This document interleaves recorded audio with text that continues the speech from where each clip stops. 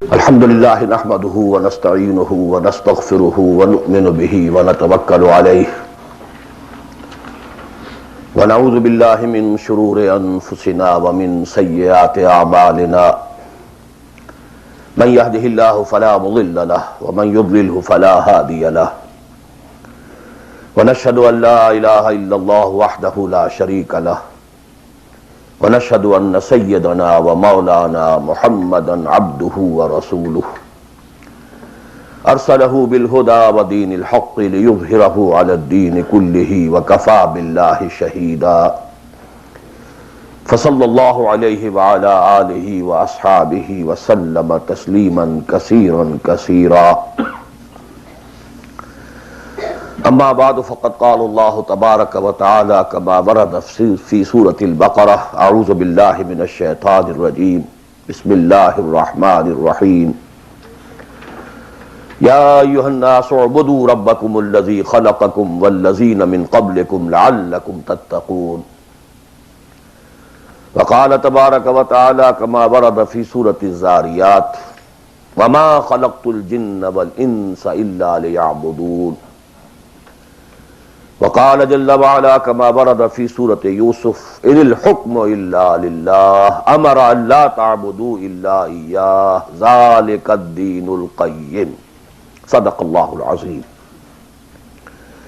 رب اشرح لي صدري ويسر لي أمري واحلل عقدة من لساني يفقهوا قولي اللهم ربنا ألهمنا رشدنا واعذنا من شرور أنفسنا اللهم ارنا الحق حقا وارزقنا اتباعه وارنا الباطل باطلا وارزقنا اجتنابه اللهم وفقنا لما تحب وترضى آمین یا رب العالمین۔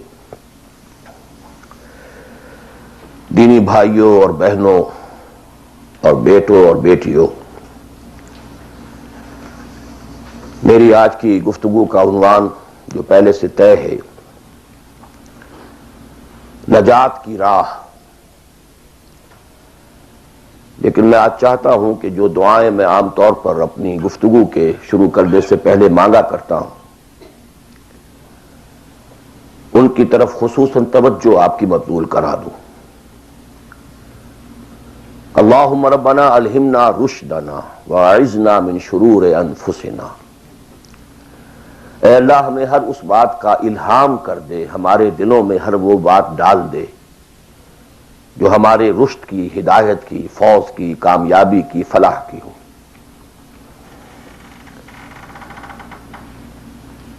اللہم ارنا الحق حقا وارزقنا اتباعہ،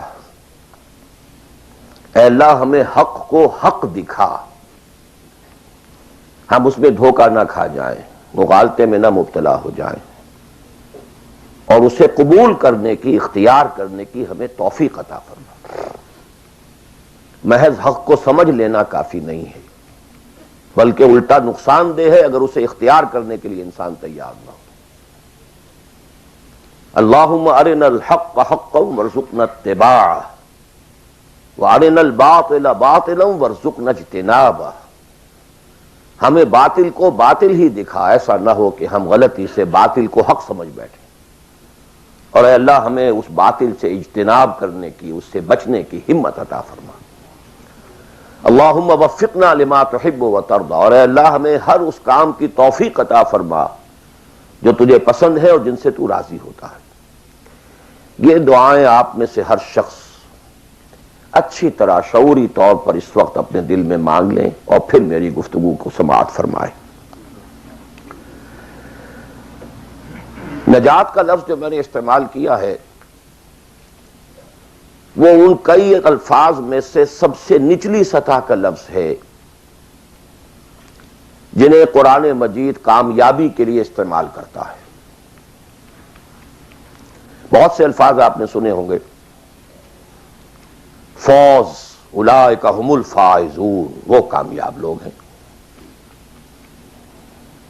رشد، اولئک هم الراشدون، وہ لوگ ہیں کہ جو بڑے نصیب والے ہیں،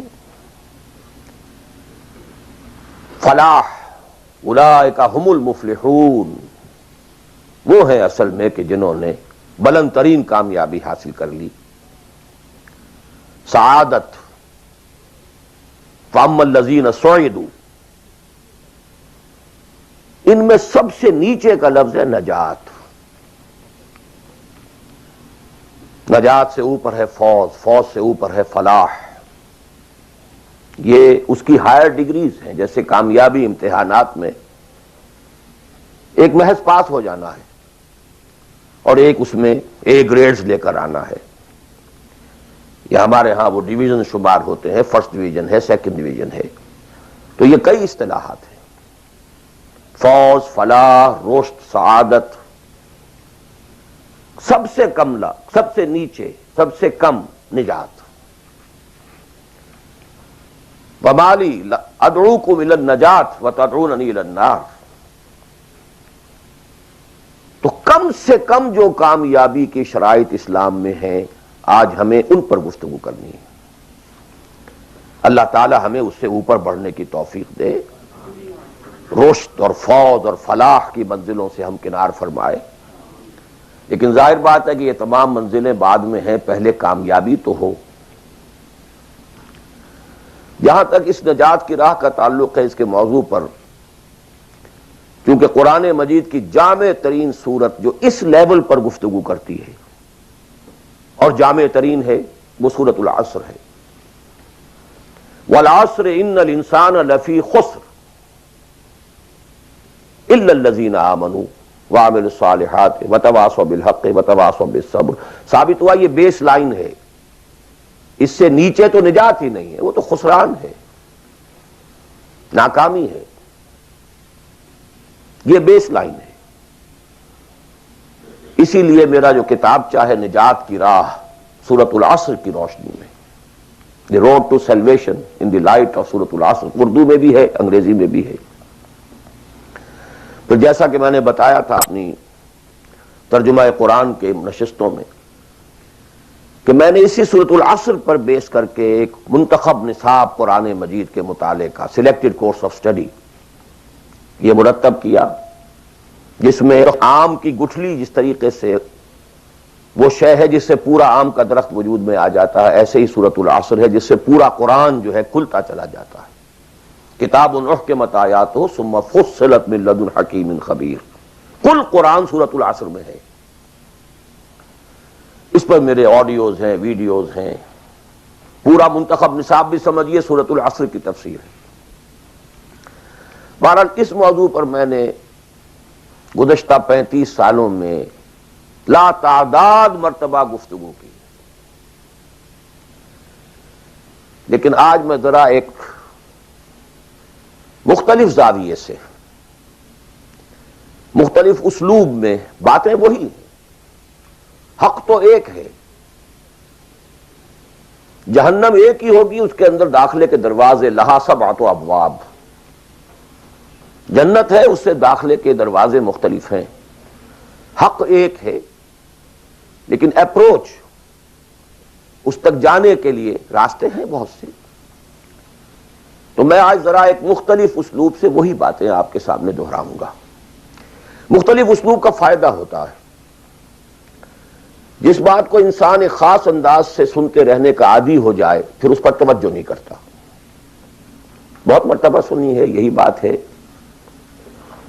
لیکن ذرا سا اسلوب بدل دیجئے تو ذہن جو ہے وہ بیدار ہو جاتے ہیں اور ایک نئی آمادگی پیدا ہو جاتی ہے بات کو سمجھنے کے لیے. اسی لیے وہ بڑا پیارا مصرع ہے کہ ایک پھول کا مضمون ہو تو 100 رنگ سے بانو. بات تو ایک ہی پھول کو ڈسکرائب کرنا ہے، لیکن اس کو اس طرح سے کروں، اس طرح سے کروں، ایسے کروں. اور اسی کو قرآن مجید نے استعمال کیا. یہ اصل اسلوب قرآن کا ہے. کذالک نصرف الآیات، تصریف الآیات، آیات کو گردش دینا. ایک آیت میں ایک مضمون پہلے ہے، دوسرا بعد میں ہے. دوسری آیت میں دوسرا مضمون جو ہے وہ پہلے آ گیا ہے اور پہلا جو ہے وہ بعد میں لے آئے. یا ایھا الذین آمنوا کونوا قوامین بالقسط شہداء للہ، یہ سورہ نساء میں ہے. یا ایھا الذین آمنوا کونوا قوامین للہ شہداء بالقسط، یہ آپ کو سورہ مائدہ میں مل جائے گا. لِیَکُونَ الرَّسُولُ شَہِیدًا عَلَیکُمْ وَتَکُونُوا شُہَدَاءَ عَلَى النَّاسِ، یہ سورہ حج میں ہے. لتکونوا شہداء علی الناس ویکون الرسول علیکم شہیدا، یہ سورہ بقرہ میں ہے، تصریف الآیات، کذالک نصرف الآیات۔ تو میں آج کوشش کر رہا ہوں تصریف آیات کے اس اسلوب کو کسی درجے میں، قرآنی اسلوب ہے، اس کو کاپی کرنا بھی آسان نہیں ہے، کوشش کروں گا اس سے اپنی وہی بات جو آپ میں سے بہت سے حضرات کے سامنے اس سے پہلے بہت مرتبہ آ چکی ہوگی، لیکن نئے اینگل سے۔ وہ اینگل کیا ہے؟ اللہ کا، دین کا ایک ہی تقاضا ہے انسان سے، وہ تقاضا جس کے بارے میں ہم کہہ سکتے ہیں کہ 100 بات کی ایک بات، ایک بات۔ جیسے اردو کا ایک محاورہ ہے، ہاتھی کے پاؤں میں سب کے پاؤں، وہ اتنا چوڑا پاؤں ہے کہ وہ سب پاؤں رکھ دیں تو اس میں آ جائیں۔ اس طریقے سے ایک بدو صحابی آئے تھے حضور سے، انہوں نے ایک سوال کیا تھا کہ مجھے کل دین کی بات ایک جملے میں سمجھا دیجیے۔ آپ نے فرمایا ہاں ٹھیک ہے، آؤ، قل آمنت باللہ ثم استقم، دیٹس آل، اللہ پر کہو کہ میں اللہ پر ایمان لایا، پھر اس پر جم جاؤ۔ اسی طرح آج میں آپ سے دین کا کل تقاضا، اللہ کا کل مطالبہ، اور میرے ذہن میں وہ آیت آ رہی ہے کلا لما یقض ما امرہ، ہم نے ایک ہی تقاضا انسان سے کیا، اس نے اس کو پورا نہیں کیا۔ اور میرے ذہن میں اس وقت ایک سین آ رہا ہے، وہ جو پکچر بنائی گئی تھی حضور کی سیرت پر، دی میسنجر آف اللہ، the messenger of God perhaps, اس میں دکھایا گیا ہے کہ ابو طالب بستر وفات پر ہیں، آخری وقت ہے، قریش کا وفد آیا ہے الٹیمیٹم لے کر کے، ابو طالب اب ہمارا صبر کا پیمانہ لبریز ہو گیا، یا تو اپنے بھتیجے کو روک لو ورنہ پھر آئیے اوپن، پھر ایک اوپن چیلنج ہے، کھلے میدان میں مقابلہ کیجیے۔ ایک جملہ اس وقت اس پکچر میں ہے جو کہا ابو طالب نے، one word, my nephew demands from you only one word۔ اس نے تم سے کیا تقاضا کیا ہے؟ تم سے دولت نہیں مانگی، تم سے مال نہیں مانگا، تم سے حکومت نہیں مانگی، کچھ بھی تو نہیں مانگتا، وہ ایک بات مانگتا ہے، ایک کلمہ تک مانگتا ہے۔ ابو جہل نے فوراً ریٹارٹ کیا، the one word he demands demolishes all the gods۔ وہ ایک بات اس کی ایسی ہے کہ جو ہمارے سارے معبودوں کا تیا پانچا کر کے رکھ دیتی ہے، ختم کر دیتی ہے۔ ایک بات، دین تو ایک بات ہے۔ اسی انداز میں آپ کو بتا رہا ہوں کہ اللہ کا کل تقاضا، دین کا کل تقاضا ایک لفظ میں ہے، وہ لفظ ہے عبادت۔ تمام انبیاء کی دعوت آپ قرآن مجید میں مختلف مکی صورتوں میں پڑھیں گے، ان اعبدوا اللہ ما لکم من الہ غیرہ، اللہ کی عبادت کرو، تمہارا اس کے سوا کوئی الہ، کوئی معبود نہیں۔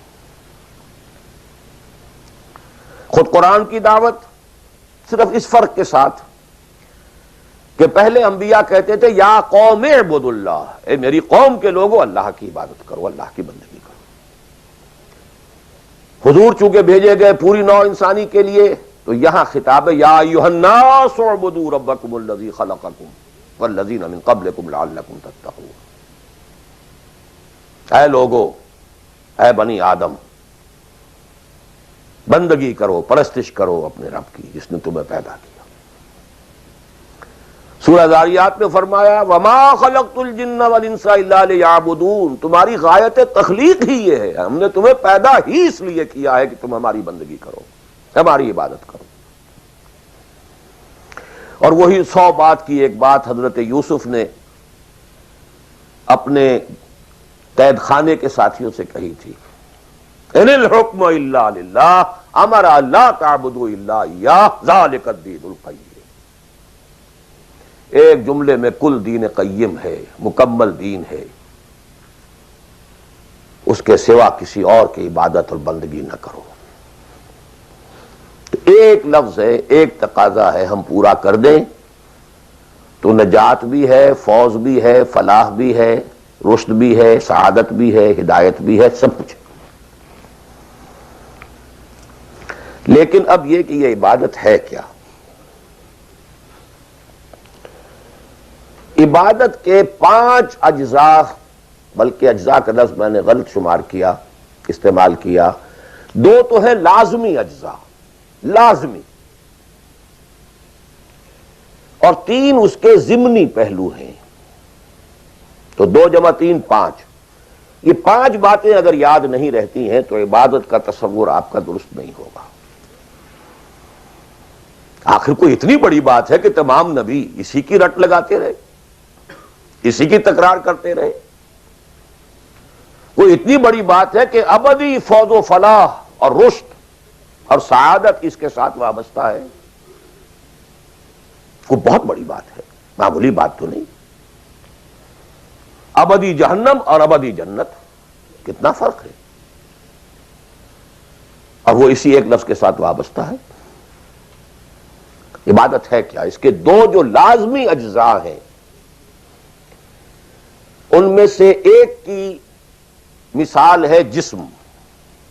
یہ میرا جسم 2.5 من وزن ہے اس کا،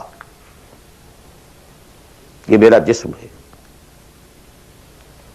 ایک اس میں روح ہے، بدن وغیرہ نہیں ہے، نہ نظر آتی ہے، لیکن اصل انسان وہ روح ہے. اسی طرح عبادت کا جو جسد ظاہری ہے، جو نظر آتا ہے، پیلپیبل ہے، محسوس ہوگا، سامنے آئے گا، وہ ہے اطاعت کلی، total obedience. Without any reservation, کوئی استثناء نہ ہو. مخلصین لہ الدین، اطاعت کو اس کے لیے خالص کرتے، ٹوٹل اوبیڈینس. یہ ہے جسد. 2.5 من جو ہے عبادت، وہ یہ ہے. اور اس کی روح کیا ہے؟ اللہ کی محبت. یہ اطاعت محبت کے جذبے سے سرشار ہوگا تب تو عبادت ہے، ورنہ اطاعت ہے صرف. اطاعت تو انسان حکمرانوں کی بھی کرنے پہ مجبور ہو جاتا ہے.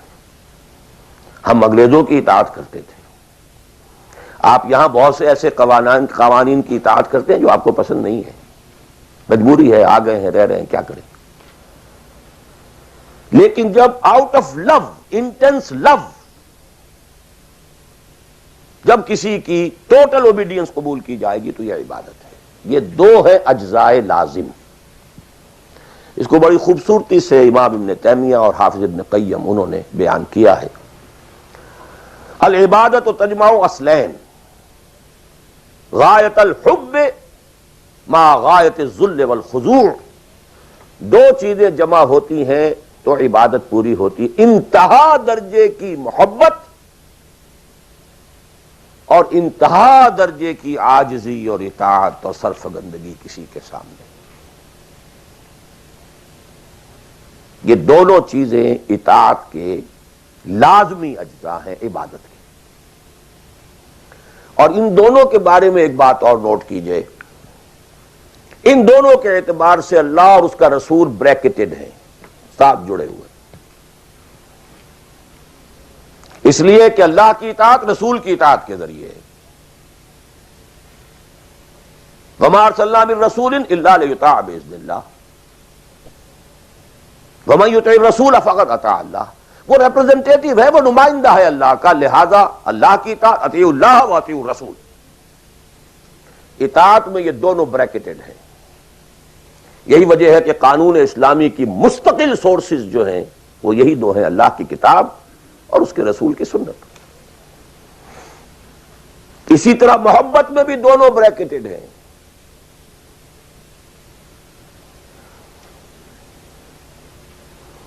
اللہ کی محبت، اس کے رسول کی محبت. والذین آمنوا اشد حبا للہ، شدید ترین، اشد. ایمان کا لازمی تقاضا یہ ہے کہ شدید ترین محبت آپ کے دل میں اللہ سے ہو. اور حضور نے فرمایا لا یؤمن احدکم حتی اکون احب الیہ من والدہ وولدہ والناس اجمعین، تم میں سے کوئی شخص مومن ہو ہی نہیں سکتا جب تک کہ میں اسے، اس کے باپ، اس کے بیٹے اور تمام انسانوں سے زیادہ محبوب نہ ہو جاؤں۔ اطاعت اور محبت میں دونوں بریکٹڈ ہیں، اللہ کی اطاعت، رسول کی اطاعت، اللہ کی محبت، رسول کی محبت۔ بلکہ ایک نقطہ اور نوٹ کر لیجئے، نظری طور پر بالا تر اطاعت اللہ کی ہے اور بالا تر محبت اللہ کی ہے، اور دوسرے درجے میں اطاعت رسول کی ہے اور دوسرے درجے میں محبت رسول کی ہے۔ عملاً ایک ہے نظری چیز، ایک ہے عملاً۔ عملاً اصلت اطاعت رسول کی ہے، اللہ کے اطاعت اس کے تابع ہے۔ کیوں؟ اللہ کا حکم بھی تو رسول نے دیا ہے، وہ بھی رسول کے منہ سے ہمیں اب تک پہنچا ہے۔ بمصطفیٰ برسا خیش را کے دی ہموس، اگر بہو نہ رسیدی تمام بولا بیس۔ تو اطاعت تو بن گئی رسول کی، اصلا رسول ہی نے بتایا، اللہ کا یہ حکم آیا تو ہم مان رہے ہیں۔ اسی طرح بڑا پیارا مصرع ہے اقبال کا، از خدا محبوب تر گردد نبی، اللہ سے بھی کہیں زیادہ محبوب ہو جاتا ہے اللہ کا نبی۔ اس کی وجہ بھی ہے، اللہ کا ہم کیا تصور کریں، اللہ کی فیلنگز کا ہمیں کیا اندازہ ہو سکتا ہے؟ کوئی فیلنگز ہے کیا ہے؟ رسول کو ہم ایک ہیومن بینگ کی حیثیت سے ویژولائز کر سکتے ہیں۔ رسول کو بھی چوٹ لگی تھی، دل پر چوٹ لگی تھی۔ رسول کے پاس بھی بیٹی آئی تھی، بڑی پیاری بیٹی، فاطمہ بضعۃ منی۔ ابا جان اب تو عام لوگوں کے ہاں بڑی فراوانی ہو گئی ہے، ذرا یہ دیکھیے میرے ہاتھوں پر گٹے پڑے ہوئے ہیں چکی پیسنے کی وجہ سے، میرے کندھے کے اوپر نشان پڑ گئے ہیں، مشکیزے میں پانی بھر کر لاتی ہوں، مجھے بھی کوئی کنیز، کوئی غلام عنایت ہو جائے۔ ہم پوری طرح ویژولائز کر سکتے ہیں کیا فیلنگ ہوگی محمد کی اس وقت صلی اللہ علیہ وسلم، تو ہم ویژولائز کر سکتے ہیں نا کہ کیا کلیجہ اللہ نے دیا تھا کہ فرمایا بیٹی نہیں، یہ چیزیں ہمارے لیے نہیں، تمہیں میں اس سے بہتر چیز دیتا ہوں۔ 33 مرتبہ سبحان اللہ، 33 مرتبہ الحمدللہ، 33 مرتبہ اللہ اکبر ہر نماز کے بعد کہہ لیا کرو، یہ کہیں زیادہ بڑی قیمتی شے۔ ہم محسوس کر سکتے ہیں کہ رسول کے دل پر کیا بیتی تھی جب حضرت حمزہ کی اعضا بریدہ لاش سامنے آئی ہے کہ ناک کٹی ہوئی ہے، کان کٹے ہوئے، پیٹ چاک ہے، کلیجہ باہر نکلا ہوا، اسے چبایا گیا۔ But what is feelings؟ اور کیا پہاڑ جیسا دل اللہ نے دیا تھا، کیسے جبر کیا ہے، کیسے صبر کیا ہے۔ اگرچہ ایک وقت میں آ کر بات ظاہر ہو گئی، جب مدینے میں واپس پہنچے ہیں اور انصار کے گھروں سے عورتوں کے بین کرنے کی، ماتم کرنے کی آوازیں آئیں تو الفاظ نکل گئے، اما حمزہ تو فلا بواکی لہو، ہائے حمزہ کے لیے تو کوئی رونے والی بھی نہیں ہے۔ حمزہ مہاجر ہے، یہاں حمزہ کا کون رشتہ دار، کون عورتیں رشتہ دار ہیں اس کی جو اس کا ماتم کریں گی؟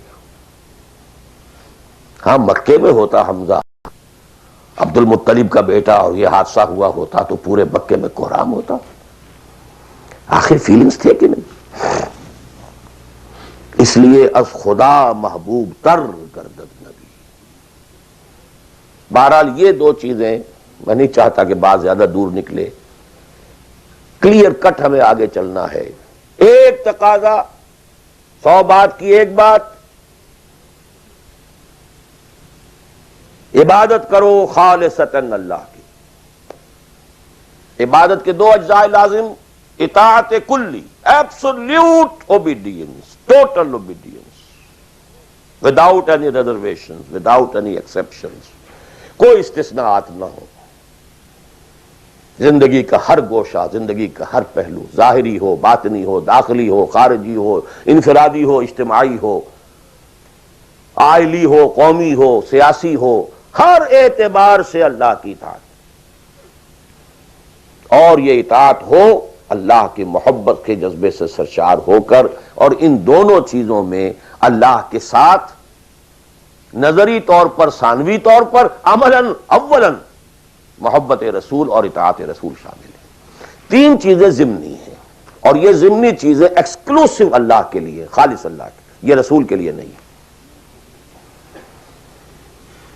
نمبر ایک، تعظیم کے کچھ مظاہر ہیں، سجدہ کرنا، قنوت، تعظیماً کسی کے سامنے کھڑے ہونا، ہاتھ باندھ کر، کندھے جھکا کر، یہ قنوت کہلاتا ہے۔ کھڑے ہونا تعظیماً،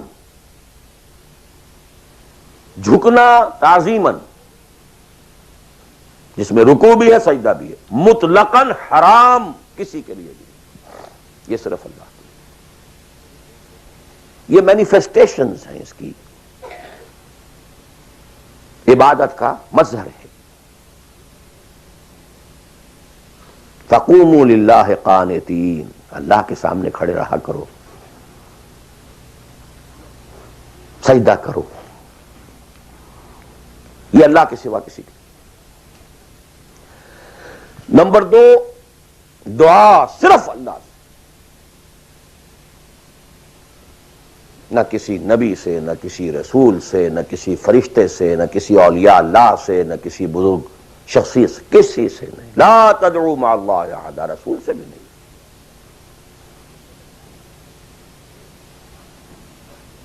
اب اس میں کئی الفاظ نوٹ کر لیجئے، استدعاء، استغاثہ، استمداد، استعانت، وہی مدد ہے، استنصار، صرف اللہ۔ ہاں مادی قوانین کے تحت فزیکل ورلڈ میں ہم مدد مانگ سکتے ہیں، ذرا مجھے ایک گلاس پانی لا دیجئے، مجھے ذرا یہ کر دیجئے، معلوم ہے پانی ہے، یہ جائے گا لے آئے گا، لیکن بالغیب مدد کسی سے مانگنا، استغاثہ کسی سے کرنا، استعانت کسی سے کرنا حرام ہے، عبادت کو زیرو سے ضرب دے کر زیرو کر دیتا۔ نمبر تین، اخلاص و احتساب، صرف اللہ، جو نیک کام کرے صرف اس کی خوشنودی کے لیے۔ یہاں تک کہ حضور کے سامنے ایک صحابی ایسے ہی محاورے میں رواں روی میں کہہ بیٹھے، ما شاء اللہ و ما شئت، جو آپ چاہیں اور اللہ چاہے۔ فوراً ڈانٹ دیا، اجعلتنی للہ ندن، تم نے مجھے اللہ کا مد مقابل بنا دیا۔ مشیت صرف اس کی، وما تشاءون الا ان یشاء اللہ۔ کوئی نیک کام سوائے اس کی رضا جوئی کے لیے اگر کسی اور کے لیے کیا گیا، ریا ہے، سمعہ ہے، دکھاوے کے لیے ہے، شہرت کے لیے ہے، دنیا کمانے کے لیے ہے، لیڈری چمکانے کے لیے ہے، اقتدار حاصل کرنے کے لیے ہے، کوئی بھی اور مقصد اگر شامل ہوا، زیرو سے ضرب کھا کر پوری عبادت زیرو ہو جائے گی۔ احتساب، بدلے کی توقع صرف اللہ سے۔ یہ لفظ آپ خاص طور پر سنتے رہے ہوں گے ان دنوں بہت، من صام رمضان ایمانا واحتسابا غفر له ما تقدم من ذنبه ومن قام رمضان ایمانا واحتسابا غفر له ما تقدم من ذنبه ومن قام ليلة القدر ایمانا واحتسابا۔ ایمان کے ساتھ احتساب کیوں آ رہا ہے؟ اس کا اجر و ثواب سوائے اللہ سے اور کسی سے توقع نہ ہو۔ یہ 5 چیزیں ہیں۔ جہاں تک اطاعت کا تعلق ہے اس میں ایک ایکسیپشن نوٹ کر لیجئے، کہیں کسی وقت نسیان سے، خطا سے یا جذبات کے طوفان میں آ کر کوئی غلط حرکت کر بیٹھا، لیکن فوراً توبہ کر لے، یہ مستثنیٰ ہے۔ میں نے 3 الفاظ کہے، خطا، آپ نہیں سمجھتے تھے کہ جو میں کرنے چلا ہوں یہ ڈس اوبیڈینس ہے، آپ کو پتہ ہی نہیں تھا، خطا ہوگی۔ نسیان، بھول گئے، ایک وقت ایسا ہے کہ آدمی کے اوپر غفلت کا ایک پردہ پڑ جاتا ہے. حضور خود فرماتے ہیں انہ لیغان علی قلبی وانی لاستغفر اللہ فی کل یوم 70 مرہ. میرے دل پر بھی کبھی کبھی حجاب سا آ جاتا ہے، میں روزانہ 70 مرتبہ استغفار کرتا ہوں اللہ. تو ہم اپنے حجابات پر حضور کے حجاب کو قیاس نہیں کر سکتے. چہ نسبت خاک را با عالم پاک، وہ کوئی اور شے ہے، یہ کوئی اور شے ہے، لیکن یہ کہ باہر پردہ تو پڑتا ہے. اس میں کوئی غلط حرکت سرزد ہو گئی، یا نمبر 3 جذبات کا کوئی ہیجان تھا جس نے کہ اوور پاور کر دیا، انسان کی قوت ارادی کو معطل کر دیا، کوئی غلط حرکت سرزد ہو گئی. لیکن پھر توبہ فوراً. انما التوبۃ علی اللہ للذین یعملون السوء بجہالۃ ثم یتوبون من قریب. جیسے ہی طوفان گزرا فوراً ہوش میں آیا، یہ مجھ سے کیا ہو گیا. لا الہ الا انت سبحانک انی کنت من الظالمین. ربنا ظلمنا انفسنا وان لم تغفر لنا وترحمنا لنکونن من الخاسرین وان لم تغفر لی وترحمنی لاکونن من الخاسرین. اب یہ دعا رہے، گڑ گڑا کر اللہ معاف کر دے گا. It will be written off. It will be expunged. محو کر دیا جائے گا. یکفر عنہ سیئات ہی، اس کے معنی یہی ہے. ہاں اس کے برعکس اگر ایک گناہ بھی جان بوجھ کر مستقلاً کرتے رہے، ایک، باقی ساری 99% عبادت ہو رہی ہے، ایک حرام شے کو اپنے لیے حلال ٹھہرا لیا، شعوری طور پر، ارادی طور پر، مداومت کے ساتھ اس کے اوپر ڈیرے جما لیے، وہ ایک گناہ جو ہے وہ پوری عبادت کو زیرو سے ضرب دے کر زیرو کر دے گا، اور خلود فی النار، آگ میں ہمیشہ رہنے کی وعید. بلا من کسب سیئۃ واحاطت بہ خطیئتہ فاولئک اصحاب النار هم فیہا خالدون. ان پوائنٹس کو اچھی طرح نوٹ کیجئے. خطا خطا میں فرق ہے، گناہ گناہ میں فرق ہے.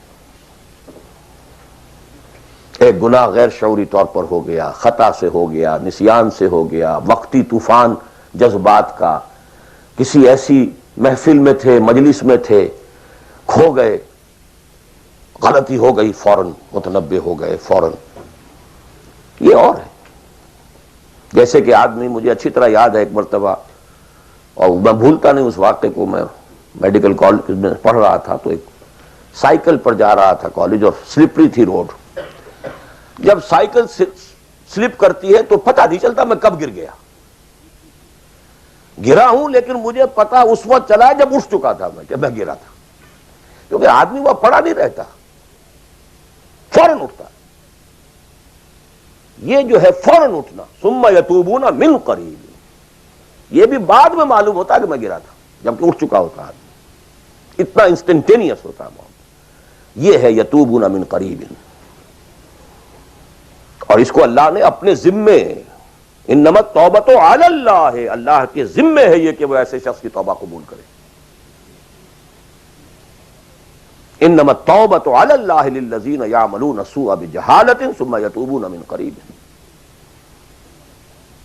بہرحال یہ ایک اس کی ضمنی بات تھی کہ اطاعت کلی کے ضمن میں ان دونوں چیزوں کو ذہن میں رکھیے. گناہ کا ہو جانا، کل بنی آدم خطاؤون وخیر الخطائین التوابون، التائب من الذنب کمن لا ذنب لہ. بہت اس میں ہمارے لیے پر امید باتیں کہی گئی. اللہ کو اپنے گناہگار بندے کی توبہ سے اتنی ہی خوشی ہوتی ہے جتنی کہ اس شخص کو ہوئی جو ایک صحرا میں سفر کر رہا تھا. ایک ہی اونٹ تھا، اسی پر اس کا پانی تھا، اسی پر اس کا راشن تھا. تھوڑی دیر کے لیے سستانے کو لیٹا، آنکھ کھلی تو اونٹ غائب. دوڑ رہا ہے مشرق میں، مغرب میں، شمال میں، جنوب میں، تھک ہار کر بیٹھ گیا ہے. اب وہ موت کا انتظار کر رہا ہے. نہ پانی ہے، نہ کوئی غذا ہے، نہ کوئی سواری ہے کہ اس صحرا لقدق صحرا سے نکل سکے. کہ اچانک دیکھتا ہے کہ اونٹ تو کھڑا ہے، موجود ہے. تو اسے اتنی خوشی ہوتی ہے کہ وہ کہتا ہے اللہ تو میرا بندہ، میں تیرا رب. کہنا یہ چاہتا تھا اللہ تو میرا رب، میں تیرا بندہ، لیکن اتنا مغلوب ہو گیا ہے اس وقت جذبات میں خوشی کے کہ کہہ یہ بیٹھا کہ اللہ تو میرا بندہ، میں تیرا رب. اتنی خوشی ہوتی ہے اللہ کو اپنے کسی گناہگار بندے کی توبہ سے.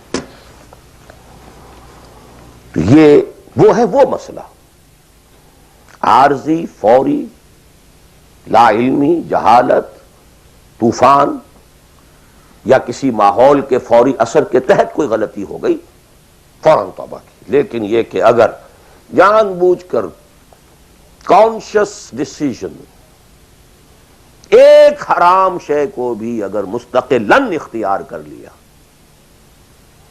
بلا من کسب سیئۃ واحاطت بہ خطیئتہ فاولئک اصحاب النار هم فیہا خالدون. اب آئیے نیکسٹ، میں جسے آج ایک نیا اینگل کہہ رہا ہوں وہ کیا ہے. دیکھیے اطاعت کے دو پہلو ہیں، انفرادی اور اجتماعی. میری مراد کیا ہے؟ ان کی ریشو پروپورشن مختلف ہوگی. کوئی بہت آرگنائزڈ سوسائٹی ہے، اسٹیٹ کا کانسیپٹ ہے، اجتماعیت کا پڑھنا بہت بھاری ہو جاتا ہے، انفرادیت بہت محدود ہو جاتی ہے. کوئی بڑی پریمیٹو سی سوسائٹی ہے، آرگنائزڈ اسٹیٹ نہیں ہے، تو انفرادیت کا دائرہ وسیع ہوتا ہے، اجتماعیت محدود ہوتی ہے. In various proportions. لیکن پہلے ان کو آئیڈینٹیفائی کیجئے، اس سے میری مراد کیا ہے. ایک وہ اللہ کی اطاعت ہے کہ جو ایک انسان کے اپنے بس میں ہے وہ کر سکتا ہے، چاہے بھوک آ جائے، فاقہ آ جائے، نقصان ہو جائے، جان کا اندیشہ ہو جائے، یہ کر سکتا ہے. ایک وہ اطاعت ہے جو کسی صورت کر ہی نہیں سکتا جب تک کہ اجتماعی ماحول نہ بدلے. کتنا ہی سنسیئر ہو، کتنا ہی نیک ہو، کتنا ہی فیصلہ کر لے، کر ہی نہیں سکتا. وہ اس کے ہاتھ میں ہے ہی نہیں. ایک ریاست ہے، آرگنائز اسٹیٹ ہے، اس کا لا ہے، آپ اس میں رہ رہے ہیں تو وہی قانون چلے گا. آپ کے بس میں نہیں ہے. آپ کا بیٹا فرض کیجئے خدا نہ خواستہ زنا کرے تو آپ اسے رجم نہیں کر سکتے، چاہے آپ کا بیٹا ہے. You have no power, no authority. آپ کا اپنا بیٹا اپنی بیٹی چوری کر لے، آپ ہاتھ نہیں کاٹ سکتے. مجھے یاد آ رہا ہے لو ان فاطمہ بنت محمد سرقت، بالفرض ہی کہہ رہا ہوں نا میں بھی، مفروضے کے طور پر آپ نہیں ہاتھ کاٹ سکتے. ایک معاشرہ ہے جس کے اندر پوری معیشت جو ہے سود کے اوپر ہے، آپ سانس بھی نہیں لے سکتے کہ جو سود سے خالی ہو. امپاسبل. ایک اسٹیٹ ہے، آپ اس کے سٹیزن ہیں، آپ اس کے کانسٹیٹیوشن کے لائل ہیں، فیتھفل ہیں. تو جیسا کہ میں نے کہا تھا آرگنائز سوسائٹی اسٹیٹ میں یہ دائرہ بہت بڑھ جاتا ہے. ٹرائبل ہے، وہاں یہ کہ انفرادیت کا کافی دائرہ ہوتا ہے، قانون کم سے کم ہوتے ہیں، نظم کم سے کم ہوتا ہے، سسٹم جو ہے اس کی گرفت کم سے کم ہوتی ہے. اب دیکھیے دو حیثیتیں دنیا میں ممکن ہیں. ایک انتہائی خوش بختی کی، انتہائی خوش قسمتی کی کہ ایک انسان ایک ایسے ماحول میں پیدا ہو گیا ہے یا وہ ہجرت کر کے ایسے ماحول میں چلا گیا ہے جہاں ٹوٹل دین غالب ہے، دین قائم ہے، نظام ہے ہی دین کا، حکومت ہے ہی اللہ کی. وہاں جا کر انسان کتنا how ate is he will feel. No friction.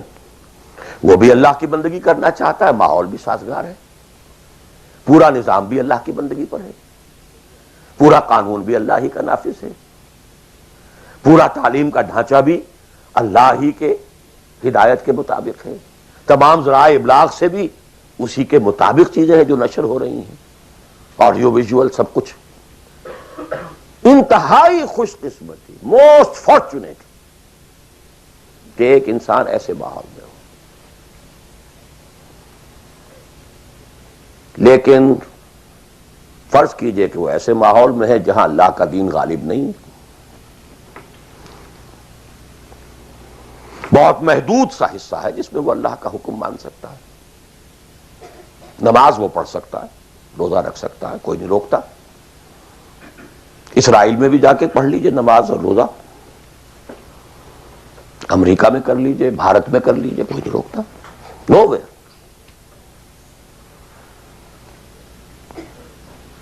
لیکن باقی ویرینگ ڈگریز میں ہوگا یہ کہ زندگی کا 75%، 80%، 50%، 60% وہ باطل کے قبضے میں ہے.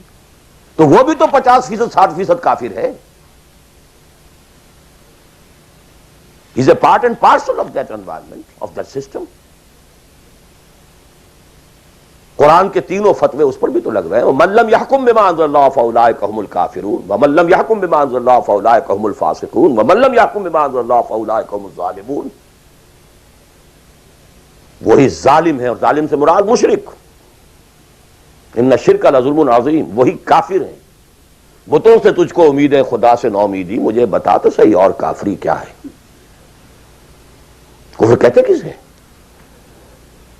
وہی تو فاسق ہیں، ناہنجار ہیں، باغی ہیں. ویرنگ ڈگریز کے اندر جتنا بھی اس نظام کی گرفت ہے، اس درجے میں ہر وہ شخص کافر اور ظالم اور مشرک ہے جو اس ماحول میں رہ رہا ہے.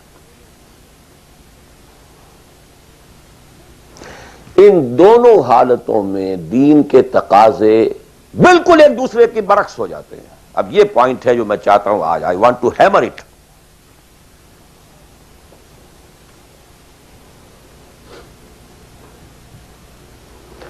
اگر آپ خلافت راشدہ کے دوران پیدا ہو گئے ہوتے، موسٹ فارچونیٹ، موسٹ ایزی. دین قائم ہے، اللہ کے احکام جاری ہیں، سارا نظام وہی ہے. دی ہول اسٹیٹ کرافٹ وہ اسلام کی بنیاد پر کام کر رہا ہے. آپ ایک سٹیزن ہیں، آپ کے لیے تقرب بالنوافل کے درجے کھلے ہوئے ہیں. فرض تو پورے ہیں یہاں. نفل نماز پڑھیے، نفل علم حاصل کیجئے، نفل روزے رکھتے چلے جائیے، نفلی چلے کیجئے، جو چاہیے کیجئے. تقرب بالنوافل. اور اس تقرب بالنوافل کا درجہ یہاں تک اونچا ہو سکتا ہے وَيَتَقَرَّبُ إِلَيَّ عَبْدِي بِالنَّوَافِلِ حَتَّى أَكُونَ. میرا بندہ نوافل کے ذریعے سے میرا تقرب حاصل کرتا جاتا ہے، کرتا جاتا ہے، کرتا جاتا ہے، یہاں تک کہ میں اس کی آنکھیں بن جاتا ہوں جن سے وہ دیکھتا ہے، اس کے کان بن جاتا ہوں جن سے وہ سنتا ہے، اس کے ہاتھ بن جاتا ہوں جن سے وہ پکڑتا ہے، اس کے پاؤں بن جاتا ہوں جن سے وہ چلتا ہے. حدیث قدسی، اور سارے وہابی بھی مانتے ہیں اس کو. یہ نہ سمجھیے کہ یہ کسی صوفی کی بڑھ ہے. حدیث صحیح عند کل المحدثین.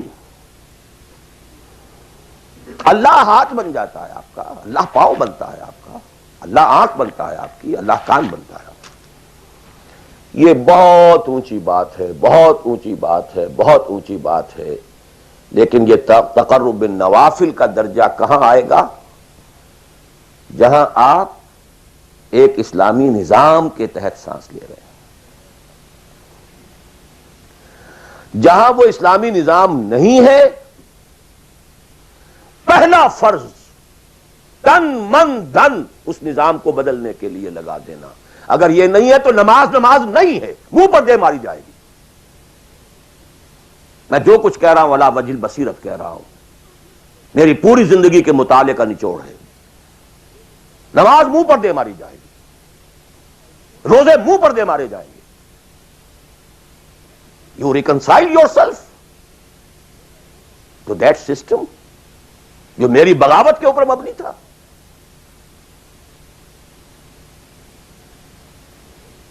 پہلا فرض یہ ہے تن من دھن. You can not reconcile with that system. You cannot accept that system.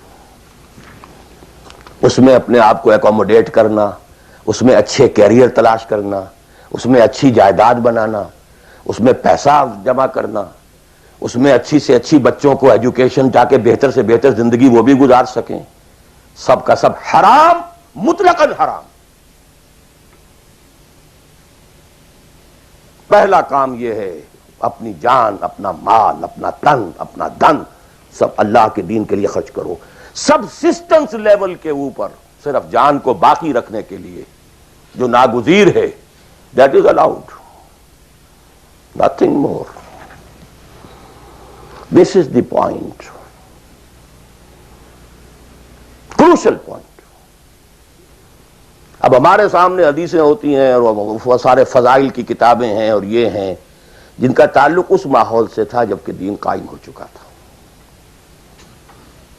Us context میں باتیں ہو رہی ہیں، نفل کی بات ہو رہی ہے اور قیام اللیل کی بات ہو رہی ہے اور جو ہے ختم قرآن کی بات ہو رہی ہے، اور اگر فجر کے بعد بیٹھے رہے مصلی پر اور 2 رکعت پڑھ کر اٹھے جبکہ سورج نکل چکا ہے تو اب یہ اتنا اونچا سوال، یہ ساری باتیں، all these things become absolutely irrelevant. The deciding factor is دین غالب ہے، ٹھیک ہے، چلو نوافل کی طرف، قرات کی طرف چلو، جتنا آگے سے آگے یتقرب الی العبد بالنوافل، ورنہ تقرب بالفرائض پہلے فرض کرنے ہوں گے، اور فرضوں میں پہلا فرض جہاد ہے۔ Now please note this word, جہاد اصل میں اس جد و جہد کا جامع عنوان ہے، your struggle against that system۔ لہذا انما المؤمنون الذين آمنوا بالله ورسوله ثم لم يرتابوا وجاهدوا باموالهم وانفسهم في سبيل الله، integral part of the definition of a مومن۔ اگر زندگی اس سے خالی ہے یا اتنی ہے، بس جتنی ہو جائے نفل کے درجے میں، اصل وقت اصل دھارا بہ رہا ہے دنیا کی طرف، دنیا کے حصول کے لیے، جتنا پھیل سکیں، جتنا پھل سکیں، جتنا پھول سکیں، جتنی جڑیں گہری جما سکیں، جتنا کچھ اولاد کے لیے چھوڑ کر مر سکیں، جتنا اولاد کو زیادہ سے زیادہ دنیا کی سہولتیں دینے حاصل کرنے کے قابل بنا کر جا سکیں، ساری تو توانائیاں اور ساری قوتیں اور ساری صلاحیتیں اور سارے اوقات تو کپے ہوئے اس میں۔ اچھا آپ کو تھوڑا سا دین کا کام بھی، آخر دھوکہ تو اپنے آپ کو دینا ہی ہے نا۔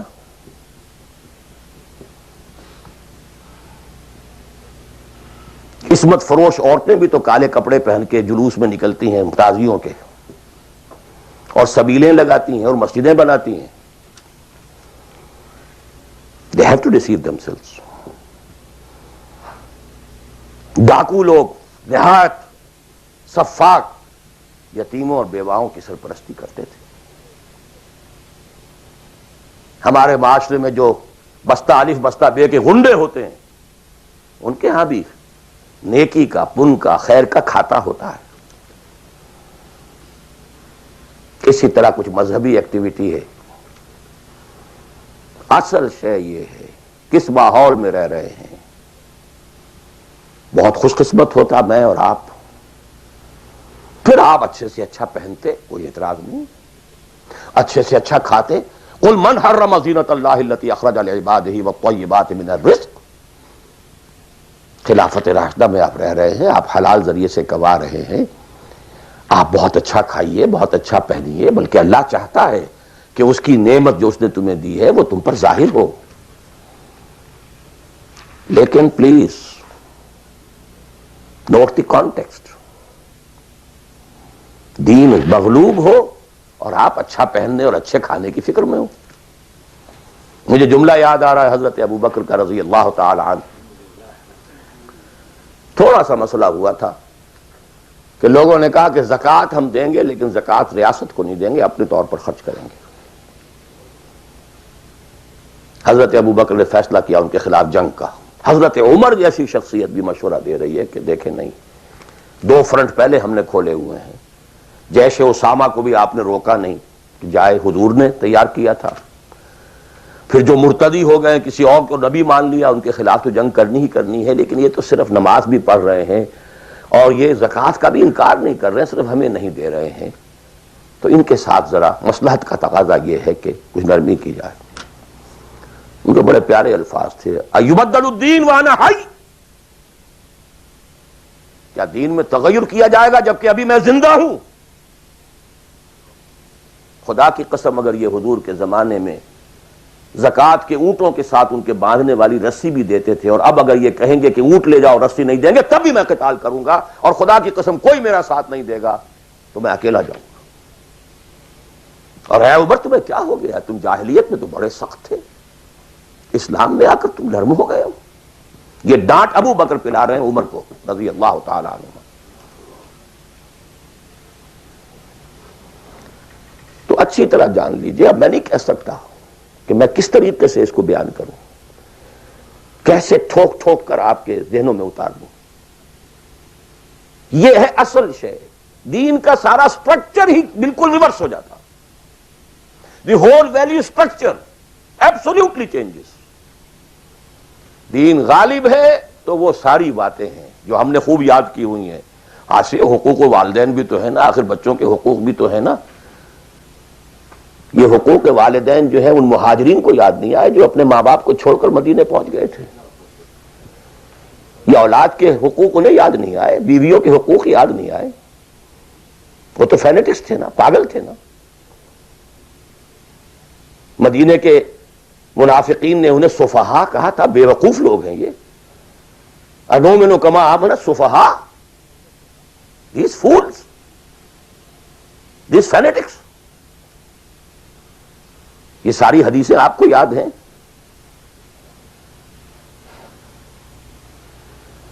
فرق ہے، اسلام غالب ہے تو مسئلہ کچھ اور ہے۔ اچھا کھائیں، اچھا پہنیں، نوافل ہے، نوافل پر نوافل ہے، جتنی ترقی کیجئے، دنیا میں کرنا چاہے دنیا میں کیجئے، روحانی ترقی کرنا چاہے روحانی ترقی کیجئے، سارے میدان کھلے ہیں۔ علم میں، پروفیشن میں، کسی خاص فن میں ترقی کرنا چاہے کیجئے۔ دین غالب نہیں ہے، اور آپ خود 50%، 60%، 70%، 90% کافر ہیں، اس لیے کہ اس ماحول کا جز ہیں جس میں کفر کا نظام ہے۔ تو پہلا کام تو اپنے آپ کو اس کفر سے نجات دلانا ہوگا، پھر نماز بھی اسی کے لیے ہے۔ وَاسْتَعِینُوا بِالصَّبْرِ وَالصَّلَاةِ، مدد حاصل کرو نماز سے۔ کس کام کے لیے مدد حاصل کرو؟ The mission to make the دین آف اللہ سپریم، ان اقیم الدین۔ نماز اس کے لیے سب سروینٹ ہے، اس کے لیے مدد ہے۔ روزہ اسی کے لیے جنگ کرنے کی صلاحیت پیدا کرنے کے لیے ہے۔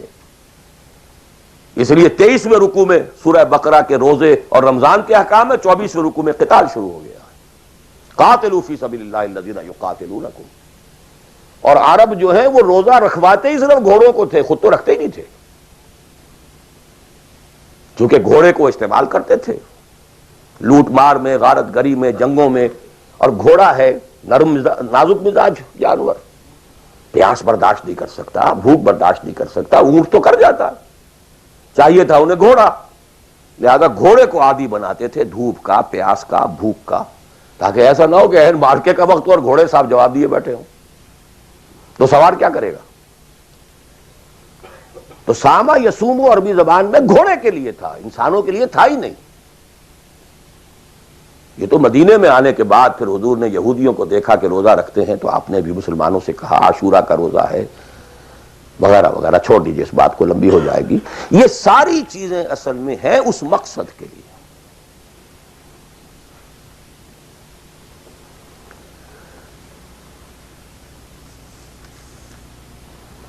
اب دیکھیے کہ اب پریکٹیکلی ہم آتے ہیں مسئلے کے اوپر۔ آئی ہوپ میں اس سے زیادہ میں کر نہیں سکتا، میرے لیے ممکن نہیں ہے کہ میں اپنے احساسات کو جیسے کہ میرے ہیں آپ تک منتقل کر دوں۔ اور میں جانتا ہوں ایسے لوگوں کو جو 30 برس سے مجھے سن رہے ہیں اور یہ ساری باتیں سن رہے ہیں اور ٹس سے بس نہیں ہوتے۔ زمیں جنبد نہ جنبد گل محمد، ان کا وہی کانسیپٹ ہے، اس لیے کہ یہ کانسیپٹ 1400 برس میں جا کر جو ہے مکمل ہوا ہے، پختہ ہو گیا۔ 30 برس تھے خلافت راشدہ کے، اس کے بعد ڈاؤن فال، کانسیپٹ سٹارٹڈ چینجنگ، دین مذہب بنتا چلا گیا، سارا ایمفیسس نماز روزے حج و عبادت پر ہو گیا، دین کا تصور ہی ختم، اور پھر ہم میں سے جو لوگ غلام رہے وہ تو اتنے خوگر ہو گئے کہ ملا کو جو ہے ہند میں سجدے کی اجازت، ناداں یہ سمجھتا ہے کہ اسلام ہے آزاد۔ بہت بڑے عالم دین نے کہا تھا یہ کہ ہمیں کوئی ایسا کام نہیں کرنا چاہیے جو ہماری حکمرانوں کو، انگریزوں کو پریشانی کا موجب بن جائے، اس لیے کہ انہوں نے ہمیں مذہبی آزادی دی ہوئی ہے، ہمارے نماز پڑھنے پہ کوئی قدغن نہیں ہے، ہمارے روزہ رکھنے پہ قدغن نہیں ہے، حج کرنے پہ قدغن نہیں ہے، لہذا we should be loyal to them۔ ملا کو جو ہے ہند میں سجدے کی اجازت، ناداں یہ سمجھتا ہے کہ اسلام ہے آزاد۔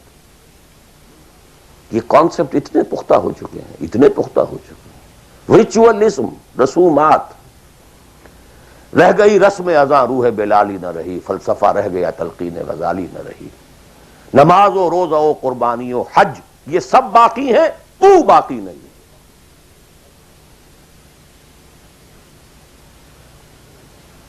نمازیں بھی ہیں، روزے بھی ہیں، تراویح بھی ہم نے پڑھی ہے، اب موسم آ رہا، عید الاضحیٰ بھی ہوگی، قربانی بھی ہوگی، حج کے لیے بھی جائیں گے، لیکن دنیا پر کوئی اثر اس کا؟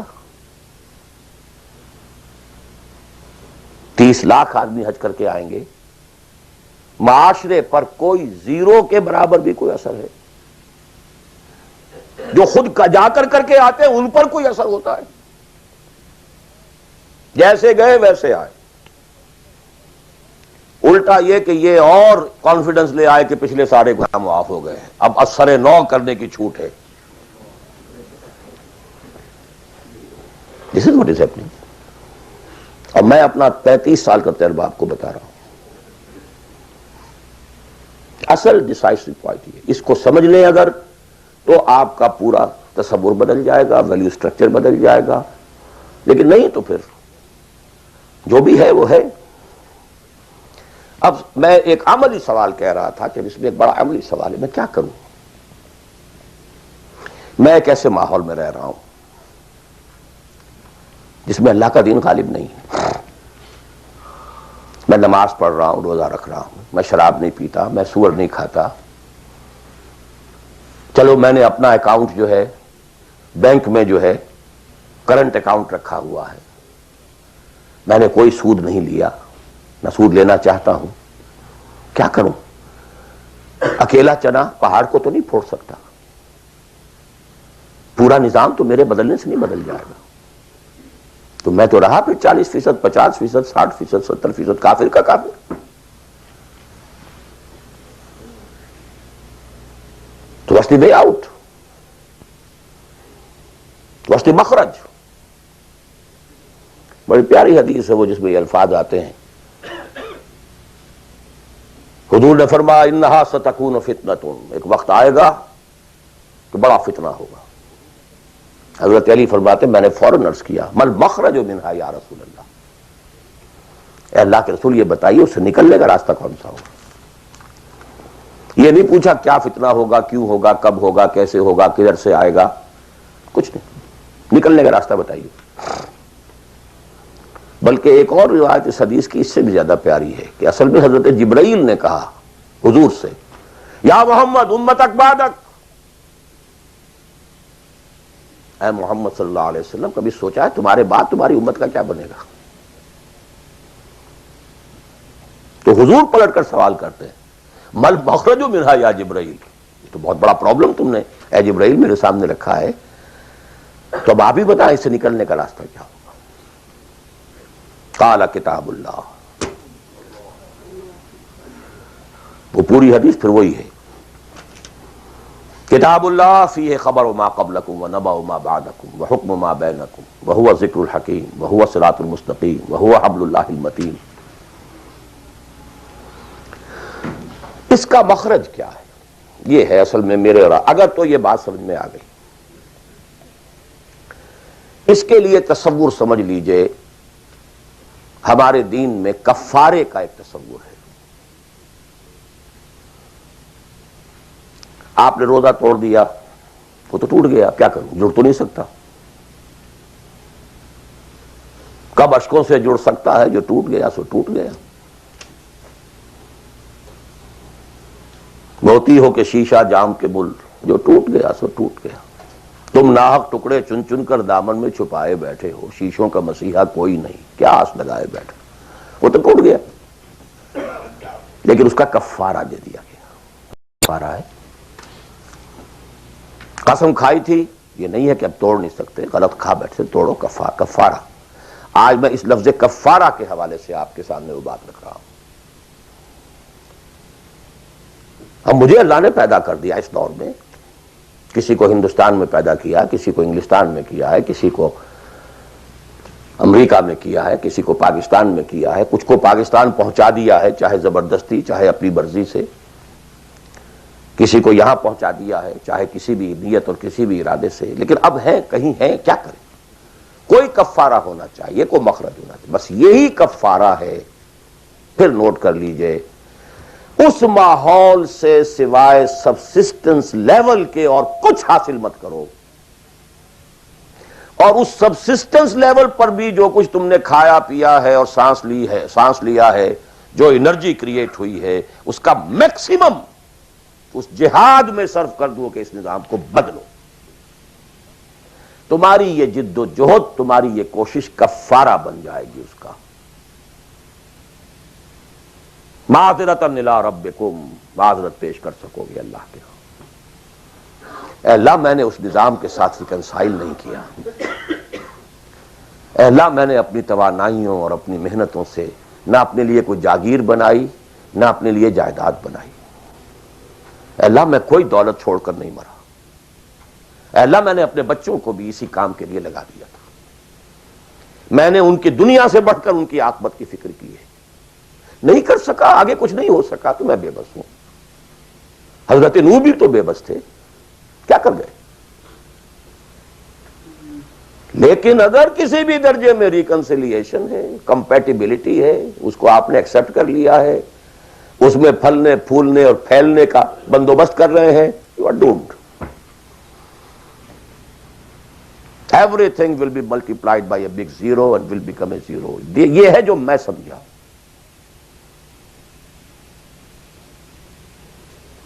اس کا نام ہے جہاد۔ کانسٹنٹ فرکشن، کانسٹنٹ اسٹرگل، جان مال، ان صلاتی و نسکی و محیایا و مماتی للہ رب العالمین۔ میری زندگی کا مقصد تیرے دین کی سرفرازی، میں اسی لیے مسلمان، میں اسی لیے نمازی۔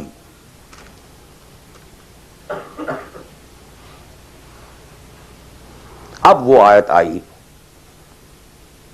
محبت میں اللہ اور اس کے رسول کی محبت کے ساتھ تیسری محبت جوڑ دی گئی، جہاد کی محبت۔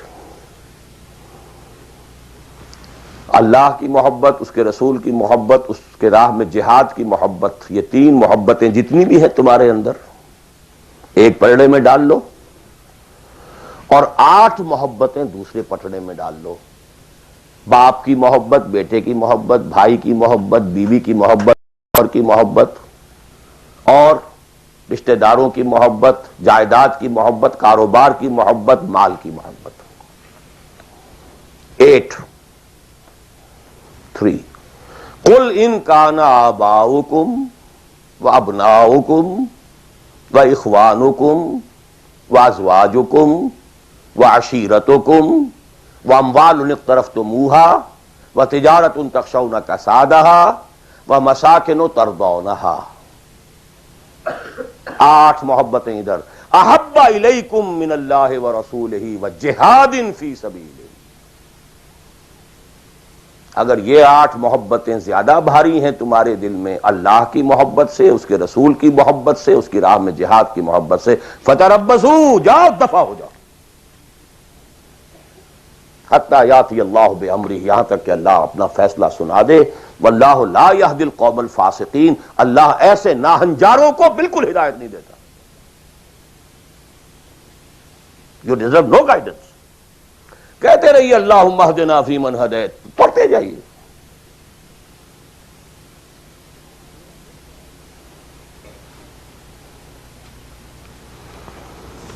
تیرا دل تو ہے صنم آشنا، تجھے کیا ملے گا نماز میں. جو میں سر بسجدہ ہوا کبھی تو زمین سے آنے لگی صدا. تیرا دل تو ہے صنم آشنا، تجھے کیا ملے گا نماز میں.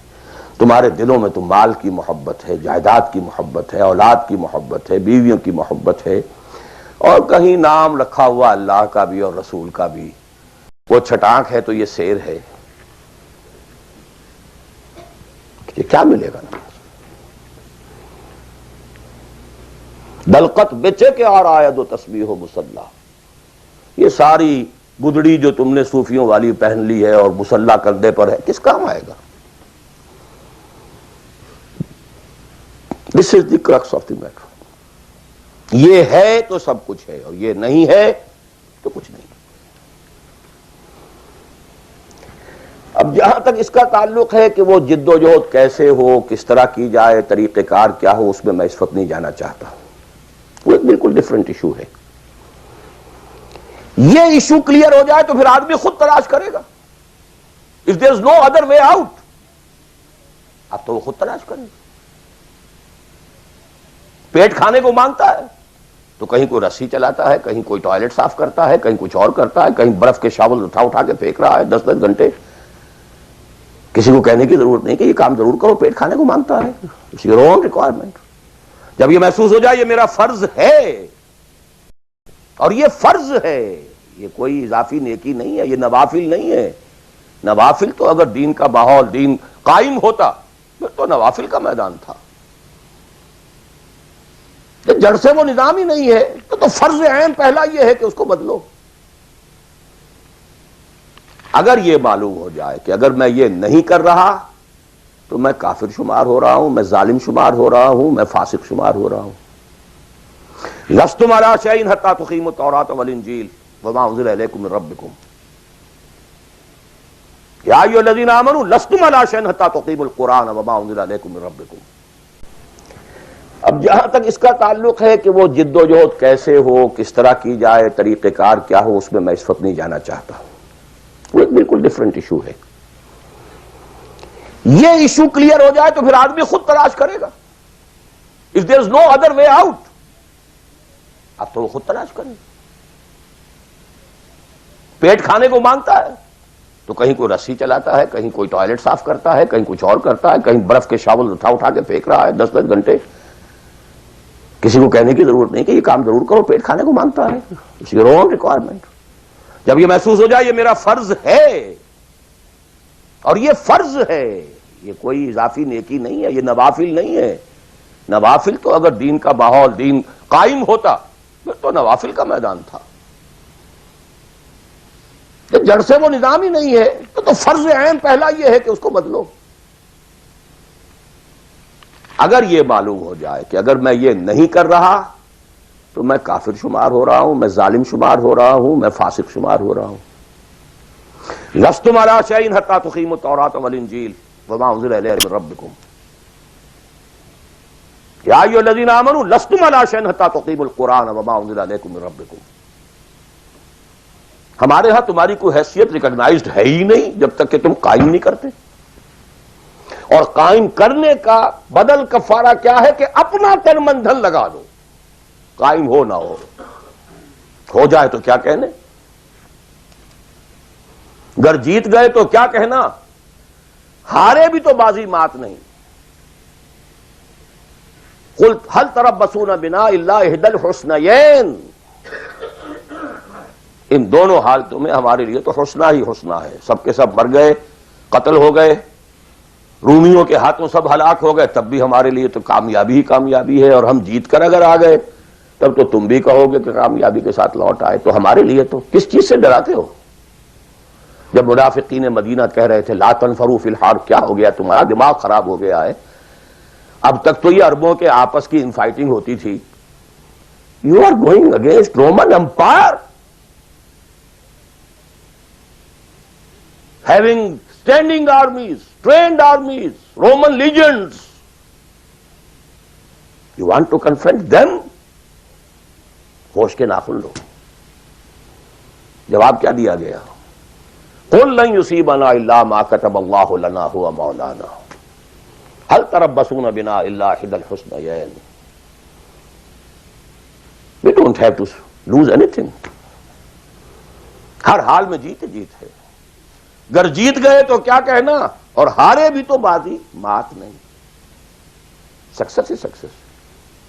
تو وہ طریقہ کیا ہے، اس کے سٹیجز کیا ہے، میں نے بہت تفصیل سے، اللہ کا شکر ہے، یہ چیزیں انگریزی میں بھی، میتھوڈالوجی کیا ہے، ریولوشن کی میتھوڈالوجی کیا ہے. بس یہ کہ جو میں نے کل بھی رات میں بیان کیا تھا کہ اگرچہ دین تمام انبیاء کا ایک رہا، لیکن شریعت و منہاج علیحدہ علیحدہ رہی. شرع لکم من الدین ما وصى به نوح والذی اوحینا الیک وما وصینا به ابراہیم وموسیٰ وعیسیٰ. لیکن وَلِكُلٍّ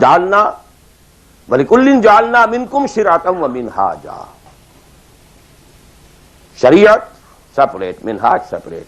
ہمارے لیے لازم شریعت محمدی اور منہج محمدی صلی اللہ علیہ وسلم. اس میں ساری نفی ہے. جی حضرت یوسف نے تو یوں کیا تھا. بھئی کیا تھا، وہ تو غیر اسلامی ماحول میں جا کر اور غیر اسلامی حکومت کے اندر انہوں نے ایک بہت اونچا آفس لے لیا تھا. انہوں نے پہلے شرط یہ لگائی، پہلے ایمان لاؤ پھر میں آ کے تمہارے ہاں یہ کام کروں گا. وہ منہج اور منہاج ہمارے لیے نہیں ہے. اب لقد کان لکم فی رسول اللہ اسوۃ حسنہ لکل جعلنا منکم شرعۃ ومنہاجا. اب آپ یہ کہیں کہ صاحب ان کے ہاں تو شراب حرام نہیں تھی، تو نہیں تھی، تو نہیں تھی. ہمارے ہاں حرام ہے. سابقہ شریعتوں میں سجدہ تعظیمی حلال تھا، کسی کے سامنے جھک جانا، ہمارے لیے حرام کر دی گئی ہے. شریعت اب محمد کی ہے صلی اللہ علیہ وسلم. بمصطفیٰ برساں کی خیش را کے دی ہم اگر بہو نہ رسیدی تمام بولا بیس. اسی طرح منہج اور منہاج محمد کا ہوگا صلی اللہ علیہ وسلم. لن یصلح آخر هذه الامہ الا بما صلح به اولها. اس امت کے آخری حصے کی اصلاح نہیں ہو سکے گی مگر صرف اس طریقے سے جس طریقے پر کہ پہلے حصے کی اصلاح ہوئی تھی. اب یہ ہے آپ کے لیے، آپ کی سمجھ ہے، آپ کی صلاحیت ہے، آپ ذہین ہیں، آپ تعلیم یافتہ ہیں. Read between the lines of the سیرہ. منہج اخذ کیجئے سیرت سے. کیا منہج تھا، کیا میتھوڈالوجی، کیسے آپ نے کام شروع کیا، کتنے سٹیجز سے گزرے، کسی ایک سٹیج سے دوسری سٹیج میں جانے کے لیے کیا شرط تھی، کس درجے تک ایک کام اکمپلش ہو جائے تو پھر اگلے درجے پہ قدم رکھا جائے. یہ ساری چیزیں وہ آپ کو ڈیڈیوس کرنی ہوں گی، انفر کرنی ہوں گی. اس کا استدلال کیجئے، استنباط کیجئے، استخراج کیجئے اور اس سے نکالیے. لیکن یہ کہ میں اس وقت اس تفصیل میں نہیں جا رہا ہوں، سوائے ان دو باتوں کے کہ نمبر ایک، منہج، منہاج، میتھوڈالوجی لازماً سیرت محمدی سے لینی ہوگی صلی اللہ علیہ وسلم. اور دوسری بات، یہ کام ہرگز ہرگز انفرادی طور پر نہیں ہو سکتا. اس کے لیے جماعت لازم. دھوکہ دیں گے اپنے آپ کو اگر سمجھتے ہیں کہ ہم یہ کام کر رہے ہیں. ہاں ایک آدمی ہے جماعت بنانے کی دھن میں لگا ہوا ہے، ابھی لوگ اس کے ساتھ نہیں آئے، وہ جماعت کے حکم میں ہے. کان ابراہیم امتن قانتن. کل آ جائیں گے، پرسوں آ جائیں گے. کوئی وقت آئے گا کہ گئے دن کے تنہا تھا میں انجمن میں، یہاں اب میرے رازداں اور بھی ہیں. آخر حضور کو بھی پہلے دن تو 4 ہی ملے تھے. خدیجہ الکبریٰ رضی اللہ تعالی عنہ، ابو بکر صدیق رضی اللہ تعالی عنہ، علی رضی اللہ تعالی عنہ، زید ابن حارثہ رضی اللہ تعالی عنہ، 4 ہی تو ملے تھے نا. اور 10 برس میں جا کے بھی بمشکل 125 ملے تھے. ایسا نہیں تھا کہ ٹھٹ کے ٹھٹ لگ گئے ہوں اور ہزاروں اور لاکھوں آ گئے. In the 10th year after the beginning of Wahi, not more than 125 or maximum 150 people were around him. لیکن جماعت، ید اللہ علی الجماعہ، علیکم بالجماعہ. اور اس میں حضرت عمر کا جو اثر ہے، اثر کو بھی ہم حدیث کہتے ہیں. حدیث 2 چیزوں کے مجموعے کا نام ہے، اخبار و آثار، رسول کا کوئی قول، کوئی فعل، کوئی تقریر، کسی چیز کو آپ نے دیکھا اور برقرار رکھا، یہ خبر کہلاتی ہے۔ صحابی کا کوئی فعل، کوئی قول یا تقریر، یہ اثر کہلاتی ہے۔ اخبار جمع آثار یہ حدیث ہے۔ تو اثر ہے حضرت عمر کا رضی اللہ تعالی عنہ، لا اسلام الا بالجماعہ ولا جماعہ الا بالامارہ ولا امارہ الا بالسماع ولا سماع الا بالطاعہ۔ کوئی اسلام نہیں بغیر جماعت کے، کوئی جماعت نہیں بغیر امارت کے، کوئی امارت نہیں جب تک کہ حکم سنا نہ جا رہا ہو، اور کوئی سماعت کے معنی نہیں جب تک کہ حکم مانا نہ جائے۔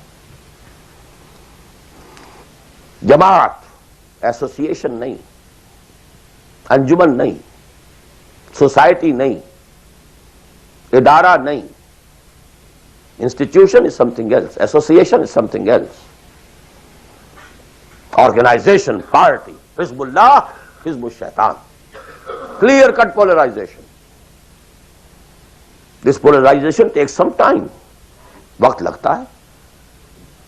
10-15 سال میں جو خیر کا عنصر تھا پولرائز ہو کر حضور کی طرف آ گیا، جو شیطانی ایلیمنٹ تھا وہ دوسری طرف جمع ہو گئے۔ آئونائزیشن ہوئی ہے، پازیٹیو آئنز ایک طرف، نیگیٹو آئنز ایک طرف، جانے جانے۔ It took time. لیکن یہ کہ اب آئیڈینٹیفائی ہو گئے، اولئک حزب الشیطان، اولئک حزب اللہ۔ This is the party of شیطان، this is the party of اللہ۔ اور تیسری بات یہ اس جماعت کے ضمن میں، جماعت جو ہے جس میں کہ سمع و طاعت ہو، وہ جماعت ہے، listen and obey۔ اس سے کمتر جماعت نہیں ہے۔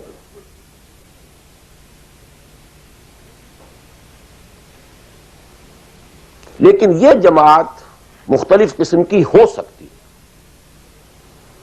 ایک کانسٹیٹیوشنل جماعت ہو سکتی ہے، اس میں کانسٹیٹیوشن کو وہ حیثیت حاصل ہوتی ہے کہ you have to obey it. کوئی اس کا صدر بنتا ہے تو حلف لیتا ہے کہ I will be loyal to this constitution. اب یہ بھی تو ایک جماعت ہے نا، امریکن نیشن ایک جماعت ہے، اس کا ایک کانسٹیٹیوشن ہے۔ صدر آئے گا حلف لے گا، کوئی اور آئے گا حلف لے گا، چیف جسٹس ہوگا حلف لے گا، اس کانسٹیٹیوشن کا، کسی آدمی کا نہیں ہے اس میں حلف۔ Not personal allegiance to anybody, allegiance to the constitution۔ اسی طریقے سے جماعتیں بنے، ان کا دستور ہو، یہ ممبرشپ کی ریکوائرمنٹ ہے، یہ آپ پورا کریں گے ممبر بن جائیں گے، آپ امیر منتخب کریں گے کثرت رائے سے، پھر یہ کہ امیر جو ہے وہ بھی شورا بھی منتخب کریں گے، شورا کی رائے کا وہ پابند ہوگا یا نہیں ہوگا، کس درجے میں ہوگا، کس درجے میں، آپ بنا لیجئے کانسٹیٹیوشن، اور جو شخص بھی شامل ہوگا وہ اس کانسٹیٹیوشن کا حلف اٹھائے گا۔ To abide by this constitution۔ اس قسم کی جتنی جماعتیں ہیں، please take it from me, مباح ہیں، جائز ہیں، حلال ہیں، بشرطے کہ اس میں ڈسپلن ہے، اوبیڈینس ہے۔ دی اونلی ڈفرنس از کہ اس میں اوبیڈینس یا ڈسپلن کسی فرد کے ساتھ الیجینس پر نہیں ہے، بلکہ ایک کانسٹیٹیوشن کے ساتھ الیجینس پر ہے۔ But you have to obey, listen and obey، can't go beyond that constitution۔ تو مباح اور حلال اور جائز ہر وہ جماعت ہے، خواہ کسی بنیاد پر بنی ہوئی ہو، جس میں ڈسپلن ہے اور سمع و طاعت ہے، listen and obey ہے۔ لیکن منصوص، مسنون، معصور، یہ تین الفاظ، منصوص وہ شے ہے کہ جس کا ذکر قرآن اور حدیث میں ہو، نص یہ ہے ہماری۔ مسنون وہ شے ہے جس پر حضور نے عمل کیا ہو، معصور وہ شے ہے جس پر کہ آپ کے بعد بھی ہماری امت کے لوگوں نے عمل کیا ہے۔ صرف ایک طریقہ ہے اور وہ ہے پرسنل بیعت کا، شخصی بیعت، allegiance to a person۔ That is called بیعت۔ ہمارے ہاں حضور نے لی تو بیعت لی، حالانکہ آپ نبی تھے، رسول تھے، آپ کی اطاعت تو کرنی ہی کرنی تھی، اس کا کوئی سوال ہی پیدا نہیں ہوتا، کسی اور ایڈیشنل فارمل کسی ایگریمنٹ کی کوئی ضرورت ہی نہیں۔ But he had to leave some uswa for the ummah. اگر یہ نہ ہوتا تو بعد میں والوں کے لیے، بعد میں تو کوئی نبی تو نہیں آنا، رسول تو نہیں آنا، اسوا کہاں سے آتا پھر؟ بایعنا رسول اللہ صلی اللہ علیہ وسلم علی السمع والطاعۃ فی العسر والیسر والمنشۃ والمکرہ وعلی عثرۃ علینا وعلی لا ننازع امر اہلہ وعلی نقول بالحق اینما کنا لا نخاف فی اللہ لومۃ لائم. متفق علیہ، بخاری مسلم دونوں میں یہ حدیث موجود ہے. عبادہ ابن صامت رضی اللہ تعالیٰ. سوچئے جب رسول مان لیا تو یہ ساری باتیں کہنے کی ضرورت کیا ہے؟ Sometimes I do wonder, brother, when you say Allahumma taqabbal minna ruku'ana wa sujudana wa what is it? Salatana, yakfi inshallah. Rabbana taqabbal minna innaka antas sami'ul alim. Everything. Why to go on counting them? اور کیا چیز؟ اللہ تعالیٰ تسبیح ہے، تحمید ہے، تکبیر بھی ہم کر رہے ہیں، تکبیرنا و تسبیحنا و تحمیدنا و رکوعنا و سجودنا و قنوتنا، everything. One thing, sufficient. ربنا تقبل منا انك انت السميع العليم. وإذ يرفع ابراهيم القواعد من البيت واسماعيل ربنا تقبل منا انك انت السميع العليم. So actually,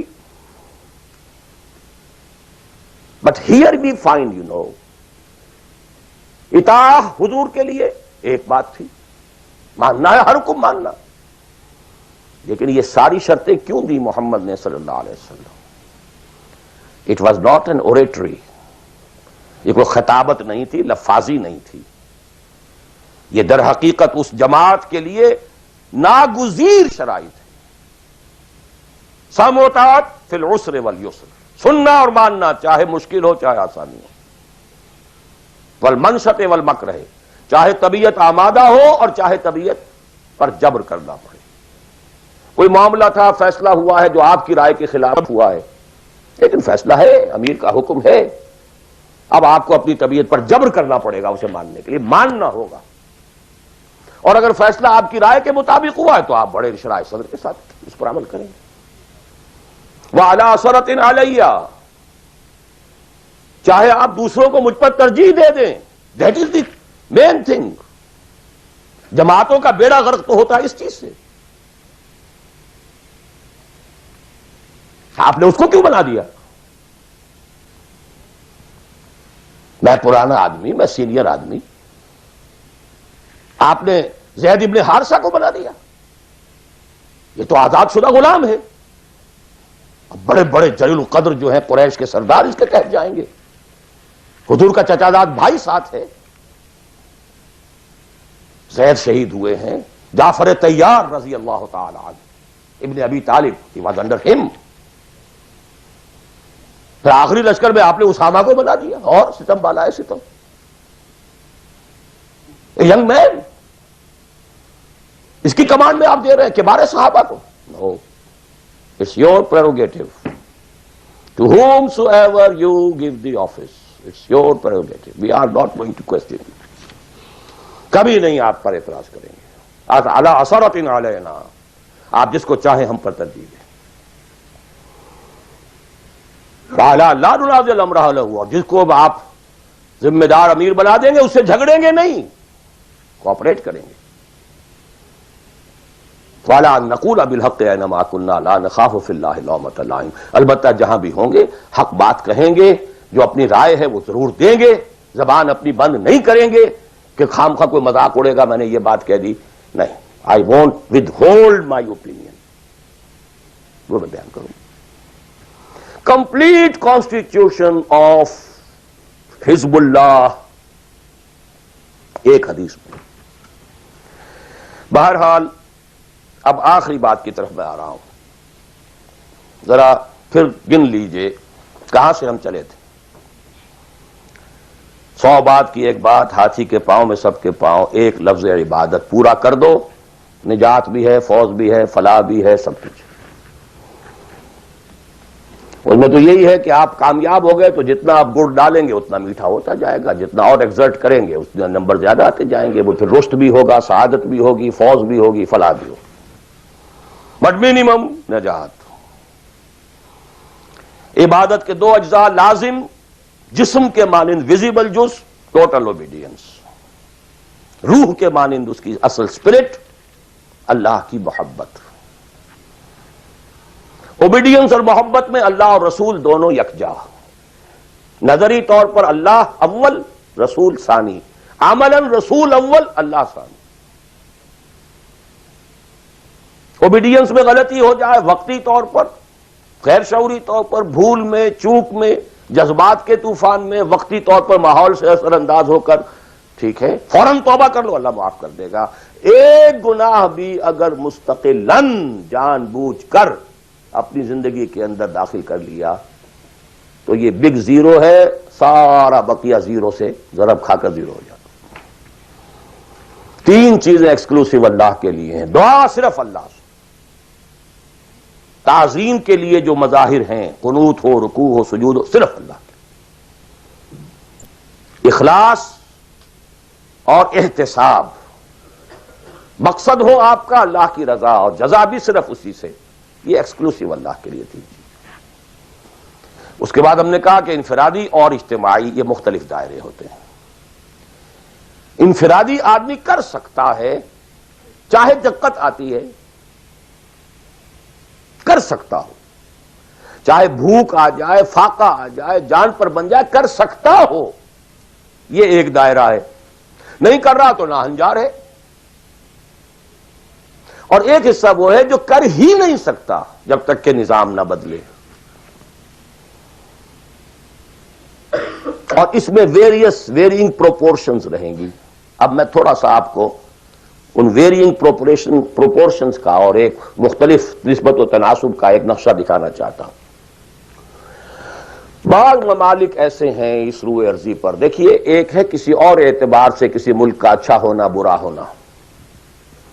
کہیں بادشاہت کا نظام ہے، کہیں ڈکٹیٹرشپ ہے، کہیں کچھ اور ہے، کہیں کچھ اور ہے، کہیں جو ہے بہت کرپشن ہے، کہیں رشوت زیادہ ہے، کہیں کوئی کچھ اور ہے. کچھ ان چیزوں کو چھوڑ دیجیے، اس وقت میں خالی شریعت کی بات کر رہا ہوں، حلال اور حرام کی بات کر رہا ہوں. کچھ ممالک ایسے ہیں جہاں شریعت پر عمل کرنے کا دائرہ کافی وسیع ہے. نماز، روزہ، حج، زکوٰۃ بھی آپ کر سکتے ہیں. آپ کا پرسنل لا بھی پورا آپ کے مطابق ہے. شادی، بیاہ، نکاح، طلاق ٹوٹلی آپ کے اپنے ہاتھ میں ہے. لا آف انہیریٹنس بھی آپ کا چل سکتا ہے. کسی درجے میں حدود اور جو ہیں سزائیں، حدود و تعزیرات بھی نافذ ہیں. اگرچہ پورا نظام تو نہیں ہے اللہ کا، ٹوٹل تو نہیں ہے. سودی نظام ہے، معیشت یہ ہے، فلاں ہے، بادشاہت ہے، یہ ہے، وہ ہے، سب کچھ ہے، ظلم ہے. لیکن یہ چیزیں انفرادی اعتبار سے دائرہ وہاں کافی وسیع ہے. اس کی مثالیں ہیں سعودی عرب، ایران آف ٹوڈے، اور مجھے زیادہ حالات معلوم نہیں ہے لیکن مجھے توقع ہے کہ سوڈان آف ٹوڈے، اور میرے خیال میں اس کے علاوہ کوئی نہیں. اس کے بعد ایک اور دائرہ آتا ہے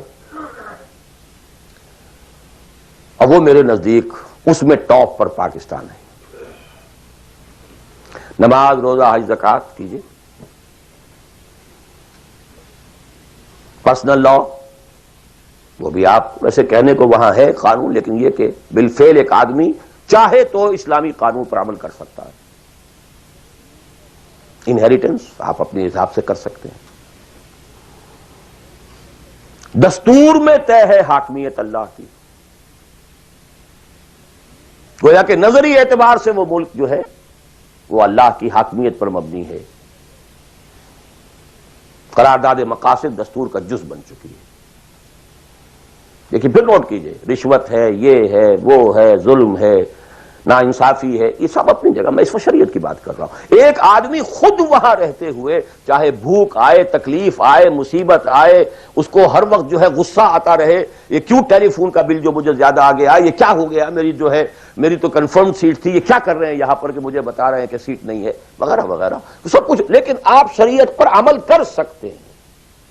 تکلیف اٹھا کر، مصیبت جھیل کر، پیٹ کاٹ کر، فاقہ کر کے، جو بھی ہے، بڑا کاروبار نہیں کر سکتے، چھوٹا تو کر سکتے ہیں، جس میں نہ انکم ٹیکس کا معاملہ آئے گا، نہ کسی اور کی خباثت آئے گی، نہ کچھ اور ہوگا، کر تو سکتے ہیں، پیٹ پال سکتے ہیں۔ یہ ایک ملک ہے پاکستان۔ پھر یہ کہ نظری طور پر وہاں اگرچہ بالفعل نہیں ہے، نظری طور پر قرارداد مقاصد، ساورنٹی بلانگس ٹو اللہ۔ اب اس کے بعد وہ ملک آتے ہیں کہ جو خالص سیکولر ہیں،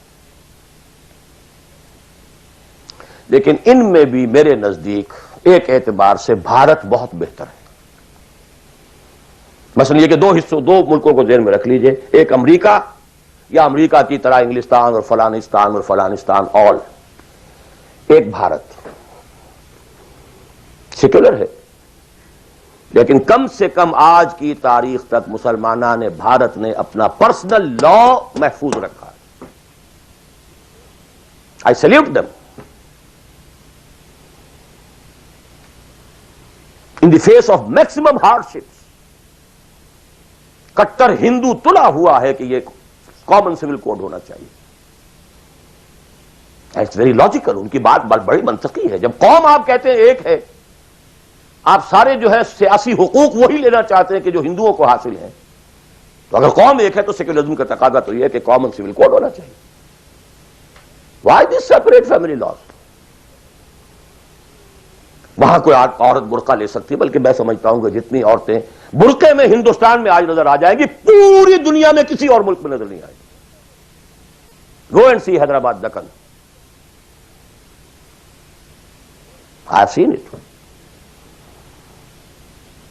پاکستان میں تو برقعے کا نام و نشان بڑا، ڈھونڈ اب اس کو چراغ رخ زیبا لے کر کون؟ وہ تو فرسودگی کی علامت تھی، غربت کی علامت تھی۔ بھارت اس میں سب سے اونچا ہے۔ نماز پڑھیے، روزے رکھیے، مسجدیں بنائیے، ہے کچھ وہ فرکشن ہے، مشکل ہے، جینا وہی مشکل ہوتا ہے، مشکل جہاں آسان ہوتی ہے۔ بہرحال اس کے بعد لیسٹ جو ہے اس اعتبار سے وہ ممالک ہیں جن کا سر خیل امریکہ بہادر، امریکہ شریف ہے۔ نماز روزہ کر لو، ناٹ ایون دی پرسنل لا۔ قرآن مجید میں پڑھ لیا کرو نکاح اور طلاق کے قوانین، دیٹس آل، نتھنگ ڈوئنگ۔ ثواب لے لیا کرو، تراویح میں سن لیا کرو انہیریٹنس کے laws, nothing doing, keep them with you. یہاں انفرادیت کا حصہ، اگرچہ اور بڑی سہولت ہے، دنیا بڑی اچھی ہے، کھانے کو اچھا ملتا ہے، سیکیورٹی بہت ہے، سب کچھ ہے۔ سوال یہ ہے کہ آپ کی پرائرٹی نمبر 1 کیا ہے؟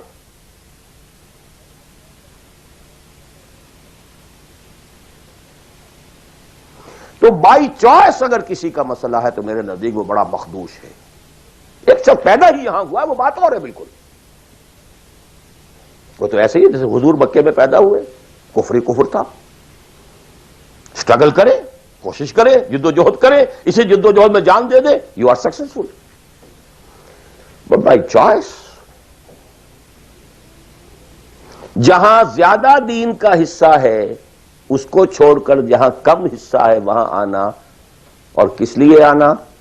For better life, for better living, for better earning, for more comforts, more enjoyments. اب میں کوئی لفظ استعمال نہیں کرنا چاہتا آگے، it's for everybody to decide himself. یہ گریڈیشن ضرور ذہن میں رکھیں۔ پاکستان میں بہت گند ہے، بہت خرابی ہے، رشوت ہے، جھوٹ ہے، لیگ پولنگ ہے، بیک بائٹنگ ہے، یہ ہے، وہ ہے، سود تو وہاں بھی ہے، یہ تو وہاں بھی، ٹھیک ہے، ایبسلیوٹلی کریکٹ۔ وہاں بھی معیشت سود کی ہے، معیشت تو ساری سود کی سعودی عرب کی بھی ہے، سارے دینی ادارے چلتے ہیں وہاں پہ سود کے پیسوں پر۔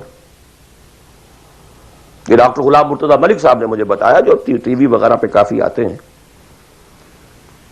کہ ایک مرتبہ ان کی سیلری تھی، سعودی عرب میں وہ کام کرتے تھے، اس میں ہاؤس رینٹ کئی مہینے جو ہے وہ کسی غلطی کی وجہ سے وہ شامل نہیں کیا گیا، تو انہوں نے ایک ایریئرز کا بل بنایا۔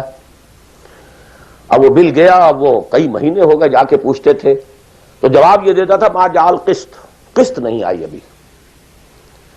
اب وہ کئی مہینے سننے کے بعد کہا واٹ از دس قسط؟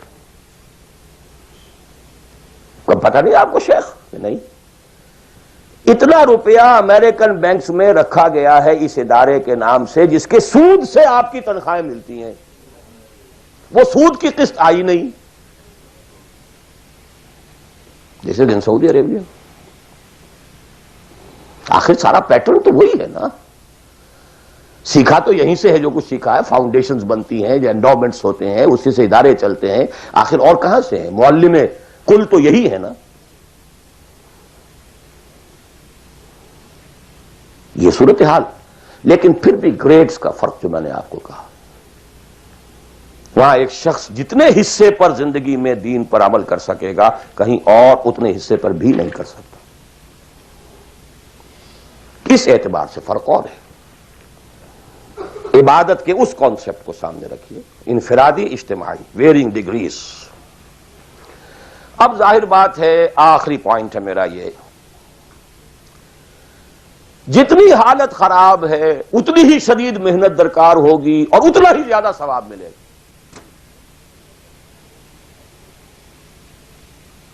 جہاں جتنی آسانی ہے اتنی ہی محنت کم ہے، اتنا ہی ثواب کم ہے۔ یہ آج رات کو جب ہم سورہ حدید پڑھیں گے تو اس میں بات آ جائے گی۔ لا يستوي منكم من انفق من قبل الفتح وقاتل اولئك اعظم درجة من الذين انفقوا من بعد وقاتلوا وكلا وعد الله الحسنى۔ لہذا حالات کی نامساعدگی، حالات خراب ہیں، یہ پرابلمز ہیں، یہ تو آپ کے لیے موقع کو زیادہ بڑھا رہے ہیں۔ You can earn more. Only you have to make a decision. What is your priority number one? Inna salati wa nusuki wa mahyaya wa mamati lillahi rabbil alamin. The minimum subsistence level کے لیے جو ضروری ہے وہ ٹھیک ہے، rest for Allah, for His deen. قل ان كان آباؤكم وابناؤكم واخوانكم وازواجكم وعشيرتكم واموال اقترفتموها وتجارة تخشون كسادها ومساكن ترضونها احب اليكم من الله ورسوله وجهاد في سبيله فتربصوا حتى ياتي الله بامره والله لا يهدي القوم الفاسقين۔ میں اللہ سے دعا کرتا ہوں کہ آپ اس کے لیے فرم فیصلہ کریں، اور اس کے لیے ظاہر بات ہے انفرادی حصے پر عمل انفرادی ہوگا، اجتماعی پر جماعت کے بغیر ممکن نہیں۔ کفارہ ادا کرنے کے لیے جماعت ہوگی، جماعت جو سم و طاعت کے ساتھ ہو، چاہے یہ سم و طاعت کسی دستور کا ہے اور چاہے یہ سم و طاعت کسی شخص کا ہے۔ دستور کے ساتھ سم و طاعت مباح ہے، جائز ہے، حلال ہے، لیکن ایک شخص کے ساتھ سم و طاعت منسوس ہے، مسنون ہے، معصور ہے، اور ان دونوں کے درمیان جو فرق و تفاوت ہے اس کو بیان کرنے کی ضرورت نہیں۔ آخر میں دوبارہ یاد دلا رہا ہوں وہ دعا، اللہم ارنا الحق حقا وارزقنا اتباعہ وارنا الباطل باطلا وارزقنا اجتنابہ، اللہم وفقنا لما تحب وترضى، اللہم وفقنا نہجر کل ما تکرہہ، اللہم وفقنا نجاہد فی سبیلک جہد استطاعتنا، اللہم وفقنا نجاہد فی سبیلک باموالنا وانفسنا، اللہم وفقنا نبذل اموالنا ننفق اموالنا ونبذل انفسنا فی سبیلک، اللہم لا تزغ قلوبنا بعد اذ ہدیتنا وہب لنا من لدنک رحمہ انک انت الوہاب۔ اے اللہ ہمارے دلوں میں اگر اس وقت خیر کا کوئی رجحان پیدا ہوا ہے، کوئی عزم پیدا ہوا ہے، کوئی ارادہ پیدا ہوا ہے، تو اے اللہ اس ارادے کو تقویت دے، اس کو آگے بڑھا، اس پر عمل کرنے کی توفیق عطا فرما۔ اقول قولی ھذا واستغفر اللہ لی ولکم ولسائر المسلمین والمسلمات.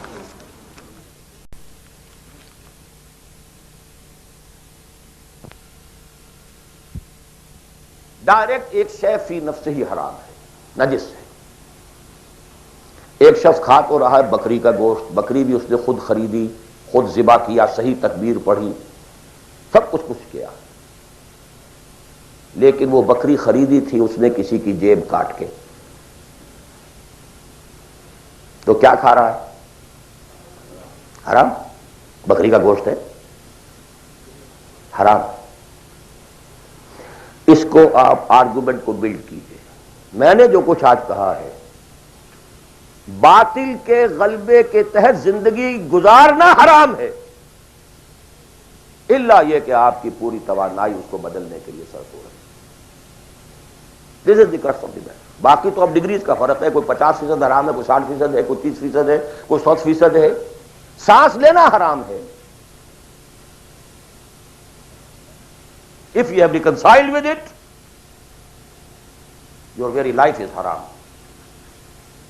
باقی سب ڈگریز کا معاملہ ہو جائے گا. آپ کوئی شخص بینک کی سروس کر رہا ہے، کوئی شخص بینک سے اوور ڈرافٹ لے کے بزنس چلا رہا ہے، کوئی ایک ایسی فرم کے اندر اکاؤنٹنٹ کی حیثیت سے کام کر رہا ہے کہ جس میں بینک کا اوور ڈرافٹ بھی ہے، سب کچھ ہے، وہ انٹریز بھی پاس کر رہا ہے، لکھ بھی رہا ہے. کوئی شخص بیچارہ مزدور ہے، اس کارخانے میں کام کر رہا ہے کہ جو چل ہی رہا ہے اوور ڈرافٹ کے اوپر، بینک کے اوپر. اب یہ آپ سمجھیے کہ ایک گریڈیشن تو ہوتی چلی جائے گی. کوئی کچھ بھی نہیں کر رہا، سانس لے رہا ہے، تو حضور نے فرمایا کہ ایک زمانہ آئے گا کہ انسان سود سے جو بچ بھی جائے گا، سود کے دخان اور بخار سے نہیں بچ سکے گا. He has to inhale. سانس تو لینا ہے اسے، اور سانس کے ساتھ اس کا سود جائے گا. گندم کے ہر دانے کے اندر سود ہوگا تو کیا کرے گا؟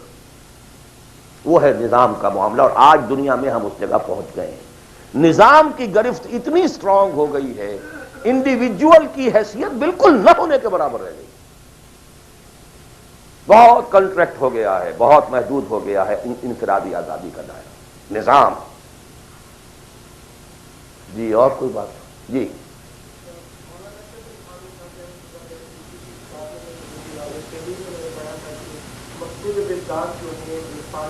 بنیادی ارکان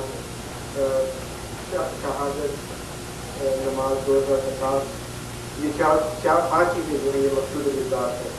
آپ کی باتوں سے کچھ اندازہ ہوا مجھے کہ مقصود بذات نہیں ہے بلکہ مقصود بذات کچھ اور ہے جو آپ نے بھی بیان کیا.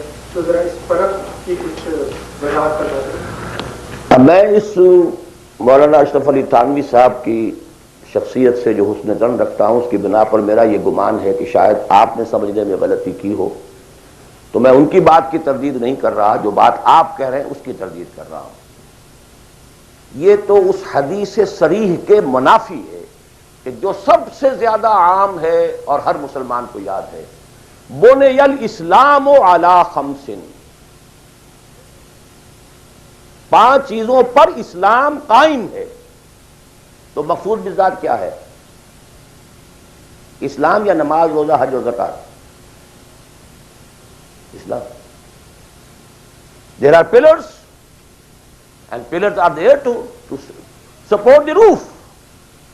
The roof is Islam, عبادت. ادخلوا فی السلم کافہ. اعبدوا اللہ. اسلام، عبادت، اطاعت، یہ سب کے سب جو ہیں در حقیقت اس کے پلرز ہیں، ارکان اسلام ہیں. رکن کہتے ہیں ستون کو. ستونوں پر عمارت کھڑی ہے. بنی الاسلام علی 5. These are the supports. بدقسمتی یہ ہے کہ جب دین کی بجائے ہمارا ذہن مذہب کا ہو گیا، اس کے بعد سے ساری توجہ ان سپورٹس پر ہے، ارکان پر ہے. اور چھت کی جگہ چھوٹی سی ایک جو سیلنگ لگا رکھی ہے ہم نے، بس شراب حرام ہے، سور حرام ہے، سود وود چلتے جاؤ، جانے دو. وہ جو کراچی میں وہ بس والے کہتے ہیں جانے دو، باقی سب ٹھیک ہے، بس یہ کہ سود نہیں، یہ سور نہیں کھانا، سود کھاؤ. دال اور رے کا فرق ہے سر.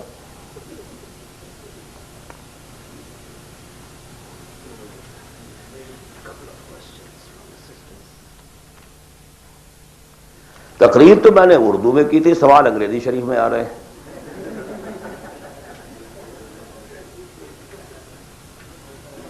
اب یہ وہی گوشت کے احکام شروع ہو گئے ہیں.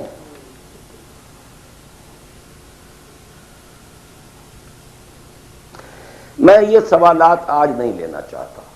میں نہیں چاہتا کہ آپ لوگوں کا ذہن جو اصل تھیم ہے میری گفتگو کا اس سے ذرا ادھر ادھر ہٹے. جی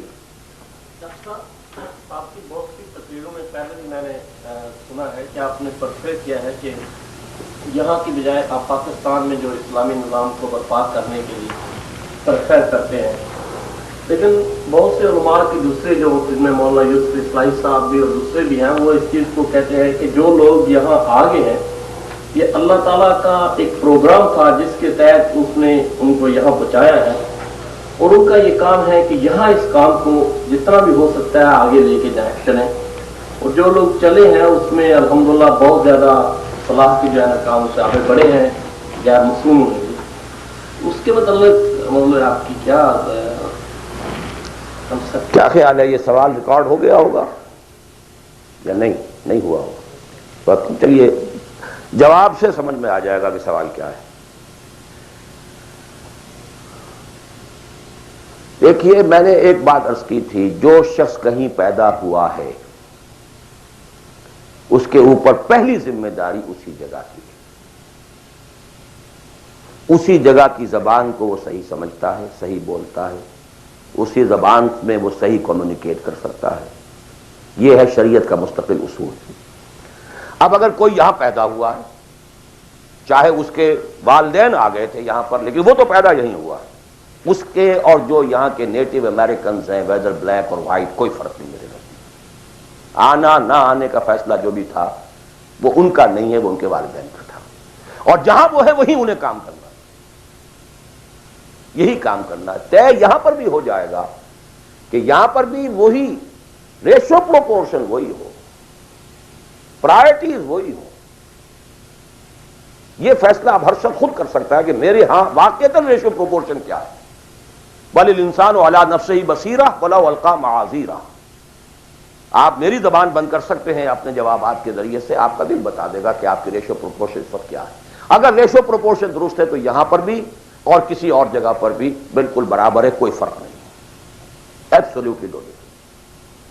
البتہ ایک اور چیز یہ ہے کہ کہاں آپ دیکھتے ہیں کہ فرض کیجئے کسی شخص کی ریشو پروپورشن ٹھیک ہو گئی کہ مجھے جینا ہے مرنا ہے اسلام کے لیے. فیزیبلٹی رپورٹ دیکھتا ہے کہ میرے پاس جو ٹائم ہے، میرے پاس جو وقت ہے، میرے پاس جو صلاحیت ہے، اس کا بہترین میکسیمم آؤٹ پٹ کہاں ہو سکتا ہے. یہ ایک بالکل دوسری بات. For people belonging to Pakistan the maximum benefit can be in Pakistan, not here.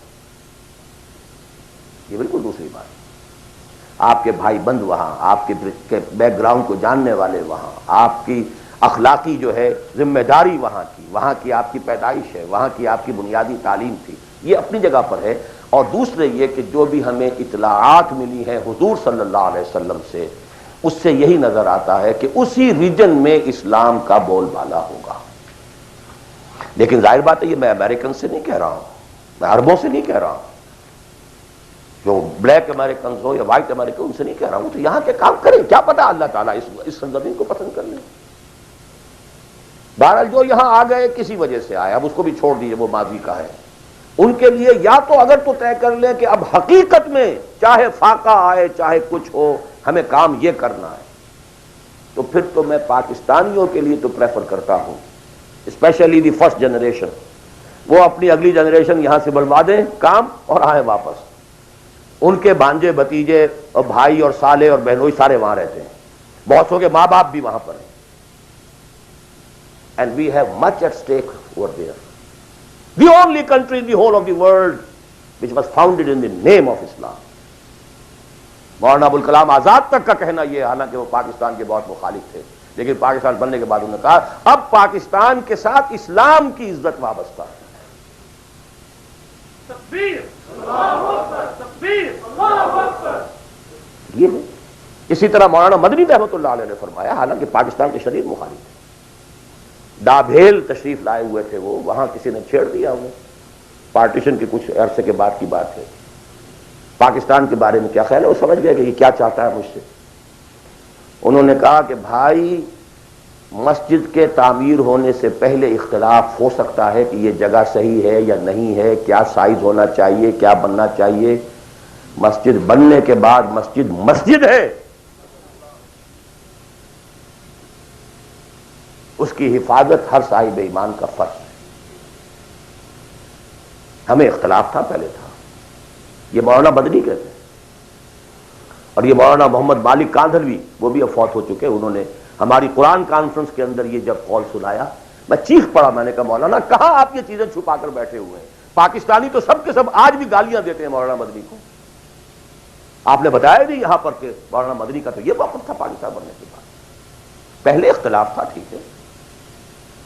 بہرحال جہاں تک میرا معاملہ ہے، سمجھ لیجئے کہ میں اصولی اعتبار سے دنیا میں کہیں بھی یہ کام کوئی بھی ہو کرے، ٹھیک ہے، لیکن یہ کہ پرائرٹیز یہ ہو، اس کی شکل یہ ہو، یہ انگلی کٹا کے شہیدوں میں نام نہ لکھوایا جا رہا، صرف تھوڑی سی کلچرل ایکٹیویٹی اور کچھ کمیونٹی ورک اور کچھ یہ اور کچھ وہ، کچھ سوشلائزیشن، اینڈ دس از دعویٰ۔ خدا کے لیے اس دھوکے سے اپنے آپ کو نکال لیں، کریں اس ریشو پروپورشن کے ساتھ تو جہاں بھی چاہیں کریں، لیکن یہ ہے کہ میرا اپنا ایک اندازہ ہے، اور وہ یہ ہے کہ چاہے اس کا امکان ہے کہ ہمیں سخت قسم کی کوئی بیٹنگ جو ہے ہندوؤں کے ہاتھوں اور پاکستان اور انڈیا کے ہاتھوں ہو، لیکن پھر بھی بالآخر اسلام کا بول بالا اسی خطہ زمین سے ہوگا۔ اقول قول ھذا واستغفر اللہ لی ولکم ولسائر المسلمین والمسلمات۔